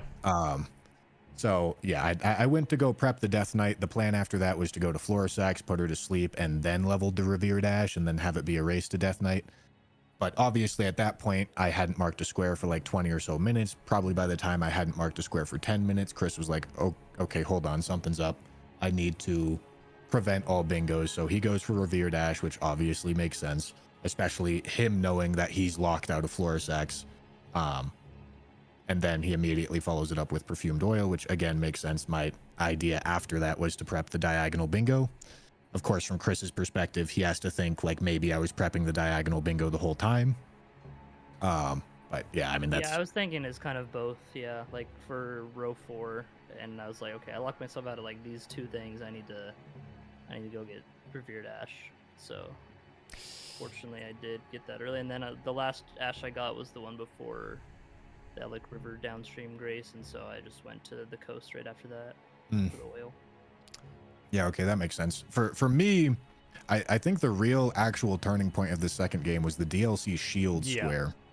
Yeah. I was planning on winning Church District and DLC Shields, and like if he wins like Curse Blades and War Set and Mikola Crosses and Backhand Blades and all that like other early game set stuff that he got, I think I'm still in a more powerful position there because I have lead on base game DLC boss, and then we're looking at Perfumer bottles and Midra left to block that line, and it's just so. What shields did you go for? You obviously got Moor Shield. I'm assuming you got the one in Ensis, and then did you run all the way up into Shadowkeep? I grabbed the 2 in Shadowkeep. I didn't go to Ensis. Really? Because I had grabbed, so I was gonna go to the church, drain the water. I might have actually got it first if I didn't pivot, but I grabbed the Grace after Bonnie Village, like after the rope bridges. Had the rune break, and then I talked to Moore, had him be sad forever and die, grab his stuff, and then I went back to that Grace and went through to grab the shield. Like I was gonna do drain water and shields, but you marked drain water when I was like running up to the church district Grace Okay. a bit, so I was like, okay, let me just go ahead and get the shields. That's Here, so. I'm really surprised. Yeah, I mean my sense of timing was really off. Did you, with Mikola Crosses, did you just full on bum rush that, or did you get a Grace? Did you prep the Bonnie Grace before that? No, the Bonnie Grace was after. Okay. Or yeah, I mean, the As one soon past as the you Bonnie marked Grace, Bonnie Village. Mikola Crosses, I was at Dane's Cross, and I just immediately started going Church District. Okay. I think you were probably so at that point you went to Dane's Grace, and then you went to light the Bonnie Grace and then you went to do more? Yes. Yeah. Yeah, I thought for sure when I saw more, I thought for sure I had a large enough lead to win shields for sure, but obviously it didn't work out. Yeah, I figured like when you mark drain the water, because that's also a little bit of a detour, just like going to drain the water towards shield, and so I just bum rushed to shields, and because I was like, okay, yeah, he might be going for shields now too, because there is still like 3 NPC invaders, and that goes well with killing more and shields and everything. So it's like, just because I got more set doesn't mean I can't get, or like I get those as well. Kind of locked myself out of quick NPC invaders by doing that with more, but just did the let a ruin invasion. Yeah, so with the board also kind of showcasing, you know, backhand blades with Tree Sentinel. Was row 3 ever an idea? Because I know Dragon Bosses does take a while, and then obviously Horned Elementals in your limb is also a pretty long distance square, but that could have been a really nice pressure point. But instead you did opt for Revered Ashes because obviously row 4 was a bit of a scary row 4, especially because you locked yourself out of 2 squares. But row 3 at all kind of like in the cards for you? Oh yeah, definitely, it definitely was. But more of just like to kind of set up the threat, and then like if Dragon Bosses was didn't really seem like it was being contested, then sure. But like once he was like doing nothing for a bit, I was like, okay, I can't worry about my line. I gotta block others first because I'm already ahead for majority, you know. Yeah. Might as well go and block. Yeah, gotcha. Yeah, it was just two tough matches back to back for sure. Some really strong calls from both you guys. There was one call in match 2 that was kind of a big deciding factor, and I'm trying to remember exactly what it was. I don't remember the board anymore. You mean match 1? Yeah, match 1. Sorry, not match 2. Sorry. Let me think. Hold on. You can scroll up in the thing. Oh, true. Good point. Good point. Oh. Great idea. Hold on. Let's see. Oh yeah, this was Rakshasa with Catacombs and everything. Right. Yeah, I was late to, like, obviously that Catacomb idea was strong. I was late to it. I forget my exact rationale, but I was like 5 or so minutes behind. I believe I was thinking that Chris didn't have Shadowkeep access at the time, so I went to go do something else before. What did I go do? Forges. I went to go do Forges, I think because it set up like a bingo threat, I believe. Yeah, I think the Forges was kind of not the greatest because there was just nothing else synergistic with it. Like, it might be a good square on the board, but like, I don't know. I just think it's... yeah, like I said, I was under the impression that you were not very far into Shadowkeep. Yeah, I killed Hippo to go through that way. Yeah. Yeah. So yeah, that makes sense. There was definitely some pretty strong snipes for sure all the way through that match. But some great calls from both you guys. I think the Giant Hand definitely was one of the like crucial moments in match 1. But I also think on top of that was the where is it? I want to say where is it? Hold on. Chris blocking out the whole corner, the whole top left corner with Memory of Grace and Song the Great Memory Katana. of Grace was also really close. Yeah, that was a big thing. I think that decided match 1 for sure as well. Like blocking out that early larval tier that you picked up there, Bushy. Yeah, pretty much reducing the like effectiveness 2 to seconds 0. away from the larval tiers. Yeah, I messed up when I grabbed the 3 paths cross grace. I just like accidentally drank my flask. I just misclicked my so I just like took an extra 2 or 3 seconds, which I think kind of mattered, but maybe also you just took the better line because I grabbed the hefty pot. I did too. Okay. So yeah, it's probably just the flask drinking then, because the pot is like pretty directly on the line, so I didn't think it was that, but yeah, I definitely agree. I think that's worthwhile. yeah. Well, GG's to both you guys. Chris, GG's to moving on to the finals here. Going to be facing Blanks now as a rematch. And then Bushy going to be facing a CBD tomorrow for the 3rd spot. Yeah, best of luck to both you guys on that. Anything specific square-wise in the center that you maybe are keeping your eye out for, maybe practicing for? I cannot believe you gave me Rakshasa Domo. That is cruel. Dude, I was like, I honestly didn't think I was gonna do that at first, and then yesterday I saw chat being like, dude, if Dom puts Rakshasa, and that'd be kind of sick. He would get his Rakshasa he's been asking for all season. I was like, you know what? Fuck it, let's put Rakshasa on the list. Let's see what happens. So I thought it was interesting. It was a good one, yeah, especially with how the for board that played board, out. It was good, yeah. I have some more interesting squares for you guys, obviously. So I'm excited to see how tomorrow's gonna go and how you guys are gonna do those decisions. I have some I like really the mean ones square for mix. finals. So Chris, get ready for that. Yippee! Yippee! But yeah, guys. With that being said, best of luck to you tomorrow, Bushy. Best of luck to you next week, Chris, in the Thank finals. And yeah, well, I hope you guys have a great rest of your Saturday. And thanks for playing today. I appreciate it, man. Yeah, thank you guys. Thank you. Thank you good guys games. for GGs. commentating. GG's. GG's. Bye bye.